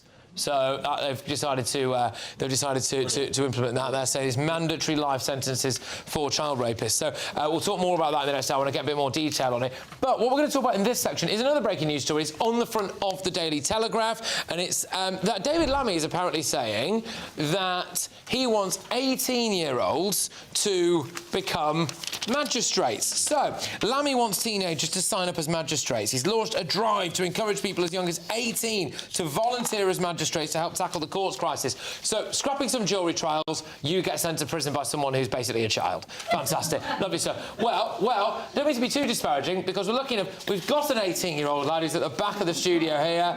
Sir, arise. Your moment is now. Or should it be your honour? Should it be your honour, maybe? Yeah. Please don't send me to prison. Go on. Right, would you want to be a magistrate? No, I think it's ridiculous. You ready? There. You lower the voting age to 16. Yeah. When I was in school, when I was 16, I wasn't even thinking about politics or voting. So that's stupid in my eyes. But then making an 18 at my age a magistrate, basically a judge. Why? I wouldn't be able to trust myself to send someone away. Yeah. Oh, so you actually... Oh, so no, hang on a second. Oh, sorry, I didn't want to interrupt the round of applause, which I'm sure you'll get in a second. But then you make a really good point there. You actually don't... You don't really want to be responsible for someone going to prison? No, I'm not a judge. Why would I want to put someone away? Not yet, you know. Yeah, but that is a big thing for someone to have to deal with. Not mature enough to handle that at the end of the day. I used to go and sit in on... Well done, by the way. I used to sit in on magistrates' cases and stuff, as you would imagine. And there are cases. There was one case where there was this woman, she had committed a crime. It wasn't major, and she'd nicked something from Boots or something. But it was like a week before Christmas. She had 3 kids, and the judge sent her down. He sent her to prison. A magistrate did send her, because it was like a 70th offence or something, don't get me wrong. But he said, well, you don't think you want an 18-year-old to have that on their conscience? You know, I've just sent a single mum to prison for 2 weeks over Christmas. No. You know, it's not up to this poor guy to do that. You're missing something as well. Go on. An 18-year-old is more likely to be a lefty. I think that's right at the end of the day. Well, so I don't know about that. If ever I got got in trouble, you know, or people from right-leaning sort of thinking, you could be in trouble if this judge recognises you or knows your political stance. And I wouldn't trust an 18-year-old or even a 25-year-old to be mature enough to put that to the back of their mind and deal with you fairly. So, well, yeah, I can't get my head around this because he's also wants to increase the power of magistrates. So because of the reduction in jury trials, he wants to now have magistrates have the power to sentence people to up to 18 months in prison, yet have 18-year-olds do that. So that is a lot of responsibility on an 18-year-old's shoulders. But then if you go further into the article, we get to the actual crux of what this is, and it's to bring in more young people to boost diversity and underrepresented groups, because that is now the new religion. There is Christianity, there is Islam, and there is diversity. And if you actually try and question anything around the latter, then you are probably racist, homophobic, sexist, transphobic, and evil. He's completely misguided. I mean, this is the man that thought that radium was invented by or discovered by Marie Antoinette. Yes. You know. Sorry, can I just put in a quick word of what I think is common sense here? This is nothing new, right? At the moment, if you want to become a magistrate, you have to be between the ages of 18 and 65, right? So it's not something new that's happening here. I don't know why the Telegraph's picked up on it in the way they have, but this is what is currently the situation. We don't have many 18-year-old magistrates. And the point is, not many 18-year-olds actually want to be magistrates, like you've just said, sir, quite rightly. I'd rather have that lad as a magistrate than some of the people that we've got to be. If he wants to be, but the point is, you have to apply. You then have to go through a training course. And if you're not suitable, you get chucked out. So, I mean, this idea... Do you think we need more diversity and inclusion on magistrates? Won't this be positive discrimination? Won't this be an encouragement? This idea that this is actually something new that the left Labour government is introducing is completely He's encouraging bollocks. it, isn't he? But he has made... Thank you, Barry. Right, there we go. I now have to apologise for that. Barry's Who do you? I'm sorry. Oh, yours as well. Are you No, everyone stop saying anything. If you say it 3 times, you get taken off air, so don't do that. Just sorry and then sorry again. Go on. Barry, he has made it perfectly clear in this story that he wants more younger people. He has made it clear. Fine, look, if young people are so poorly represented and all the magistrates are getting so old that they're about to shuffle off their mortal coil, maybe we need a new influx of magistrates. I don't know, but this is nothing new, and the Telegraph are making a case out of I nominate that lad at the back. Yes. If we have any, you are what David Lammy would call an everyday hero. Well done. Right, OK, when we come back, slightly different Greatest Britain and Union Jackass. We're going to go for Greatest Britain of 2025, Union Jackass of 2025. So this should be quite good. I'm going to need lots of audience participation in this. So, yeah, get ready to vote in a second. All right.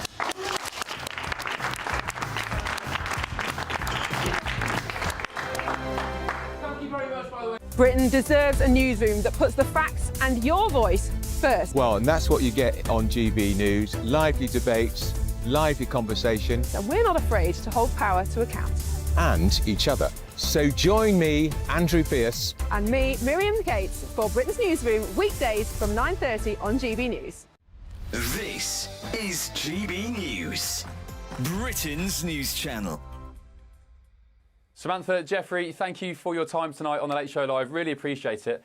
This is a story that, amongst all the stories of wars and murders and crime and so on, at least it's given us a laugh, and at least the raccoon is OK. Just explain to us, if you can, Samantha, exactly what happened. Where was the raccoon found?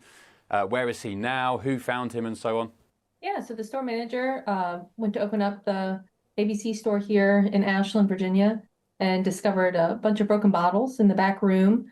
Upon further investigation, he was also located a raccoon that was passed out in one of the bathrooms. He had locked himself in the bathroom, and that's when the store manager called us to get him.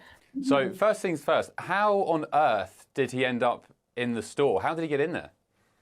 So he fell through the ceiling. So he went through a ceiling tile and took out the wiring for the video camera as he was falling down. So we don't have a whole lot to go off of, just what the evidence that we encountered when we got to the scene of the crime. So he fell through the ceiling, and I guess he landed on, because there's pictures here we've got of bottles of, I think it's whiskey, just strewn all over the store. So he must have fallen through the ceiling onto the shelves, smashed all the bottles, and then I guess from there thought it was going to be a great idea to, what, lap up all the alcohol on the floor? I guess so. He just decided to have a party. And who found him? The store manager. And what was their reaction? Have you spoken to them? What were their first sort of comments to you when I guess they called you to report the raccoon passed out in the bathroom, right? Yeah, they were a little bit distraught. They didn't know how to get him out. They obviously did not want to pick him up themselves. So that's why they called us for assistance. GB News, the People's Channel. Join me, Nana Akwe, for an informative, interactive news programme with a difference. It's fun. No, he didn't say that, though. I'm so surprised. I think there's an element of truth to that. Join me from 3 p.m. every weekend, only on GB News, Britain's news channel. In the GB Newsroom, we bring you the news as it happens. With our team of dedicated journalists across the UK, we're ready to keep you up to date with what's happening every half an hour, every single day. Bulletins here on GB News, the People's Channel, Britain's news channel.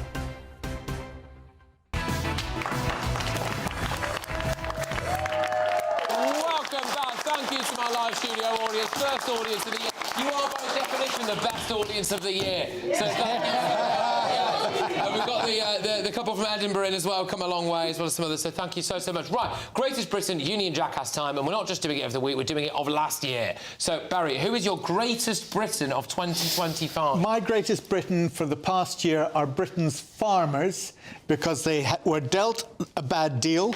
They got it sorted, they were persistent, and we all rely on them. Britain's farmers. All right, there you go. Yeah. Good shout. Linda? I would like to nominate Sharon Davis for her hugely successful fight to protect women in sport in the transgender issues. I think she fought the good fight and was duly honoured for it. Agreed. Brilliant. Yes, honoured. Yes, of course. Yes, go on. I'm going to go for a Greatest Britain that really moved me for the last 12 months. And, well, I think we can watch a clip of it to remind ourselves of who it is. I can see in my mind's eye there was rows and rows of white stones of all the hundreds of my friends and everybody else that gave their lives for what? Yeah. The man who said that winning the war wasn't worth it due to the state of Britain today, and that's Alec Penston. Yeah, lovely. My nomination is an honorary nomination. It's Elon Musk. So, because heaven forbid, what we would have been told by the mainstream media, the summer 2024 riots, Gaza, Iran, even the Bell Hotel, we wouldn't have got the truth if it wasn't for social media and especially X. So I want to say thank you to Elon Musk for allowing the truth to be put out there in Britain. All right. OK, right, well, let's do this then. So I need your audience participation now. So Barry Gardner's The Farmers. All right, OK, good stuff. Sharon Davies. Yeah, OK. Alec Penston, Elon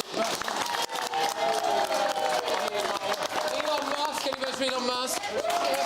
All right, Alec Penston is the Greatest Britain of 2025. Well done, that man. Let's go back to Barry for the Union Jackass of 2025. Union Jackass for 2025 is a man called Barry Gardiner. Because he keeps on coming back here every week trying to persuade you lot that he's right and you're wrong.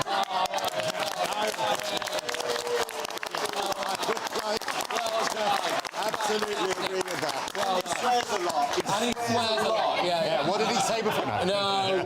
Right, go on then. I think the woman we know and love as the doom goblin Greta Thunberg. On many levels, a completely irritating person. The doom goblin, Swedish eco-dwarf.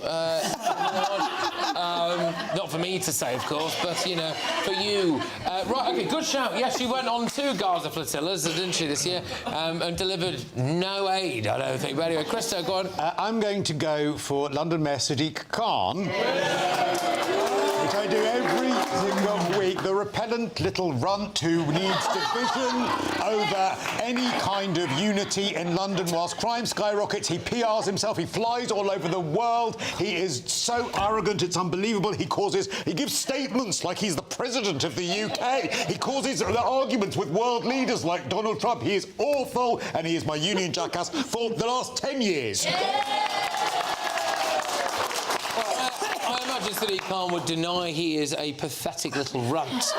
Repellent little runt. OK, go on. I'm going to top that because my nomination is a soulless, robotic, heartless Prime Minister of this country, Keir Starmer. In just 18 months has destroyed the fabric of this country and who is putting foreign-born over the native Brits of this country. OK. Keir Starmer. Well, let's have a vote. Is Barry Gardner the Union Jackass of 2025? No, he's not. Sorry, and to remind me of your eco-dwarf, who is it Greta Thunberg? Greta Thunberg. Yeah, we don't like her, but fair enough. Sadiq Khan! Sadiq Khan! Thank you! Is The repellent little runt. The Prime Minister of this country, 2025's greatest Union Jackass?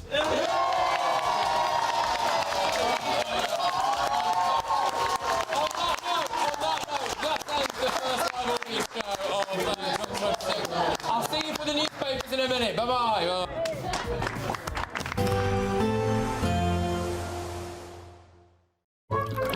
Warm and cosy, with a chance of zero visibility. Boxed Boilers sponsors the weather on GB News. Hello, good evening. Welcome to your latest GB News weather update brought to you from the Met Office. A very cold weekend to come. Further snow and ice is expected, but for many inland areas it should remain fairly dry and bright.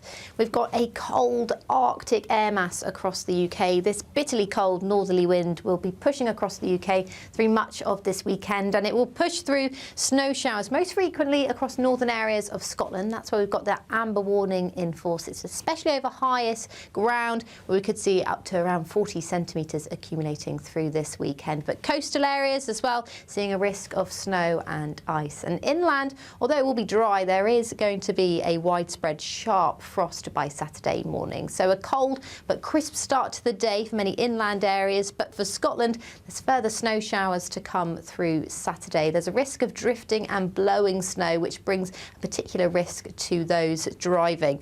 We'll also see some snow showers across parts of Northern Ireland as well as Wales down into the southwest. They could be more sleety in nature, but certainly they will have a wintry feel.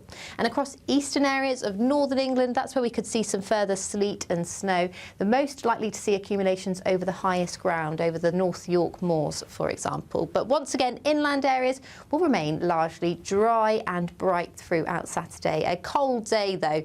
You will notice that chilly feel once again. Some areas not going to reach above 0 degrees by day, so definitely a day to wrap up nice and warm. And we'll see further snow showers across northwestern areas into Sunday. Actually, it's going to be a drier day across the east on Sunday, but another very cold night on Saturday night, and therefore a very cold day throughout Sunday as well. We could see some more snow moving into the southwest once again, so further cold weather to come next week, and into Tuesday we could see some more potentially widespread snow. Warm and cosy. This is your chance to become our biggest cash prize winner to date. £85,000 in totally tax-free cash could be making its way from our bank account to yours. It would be like having over £7,000 per month extra to play with each month for a whole year. That could be you, safe in the knowledge that 2026 is on us. For another chance to win £85,000 cash, text cash to 63225. One entry costs £2.50 plus one standard network rate message, or text bonus us to 63225. 5 entries cost £5 plus 1 standard network rate message. Go to gbnews.com/win. Entries start at £2.50. Call 0903 686 3232. Calls cost £2.50 plus your network access charge. Or post your name and number to GB18 PO Box 8690 Derby DE1 9TT. UK only. Entrance must be 18 or over. Lines close at 4 p.m. on the 30th of January. Please check the closing time if listening or watching on demand. From the school run to the home run, watch a new show for all of Britain. He can say whatever he wants. A straight talking show where all voices are heard. And, you know, when are we going to stop talking about smashing the gangs and actually do it? With the stories that matter from every part of our country. There's a bit of a crash landing there for your Chancellor. Bold, fearless and standing up for you. That's me, Martin Daubney, 3 p.m. till 6 p.m. weekdays, here only on GB News. The People's Channel, Britain's news channel. In the GB newsroom, we bring you the news as it happens. With our team of dedicated journalists across the UK. We're ready to keep you up to date with what's happening every half an hour, every single day. Bulletins here on GB News. The People's Channel. Britain's news channel. Westminster's full of talk, but out here, it's the real world. Am I allowed to talk now? No, that's it.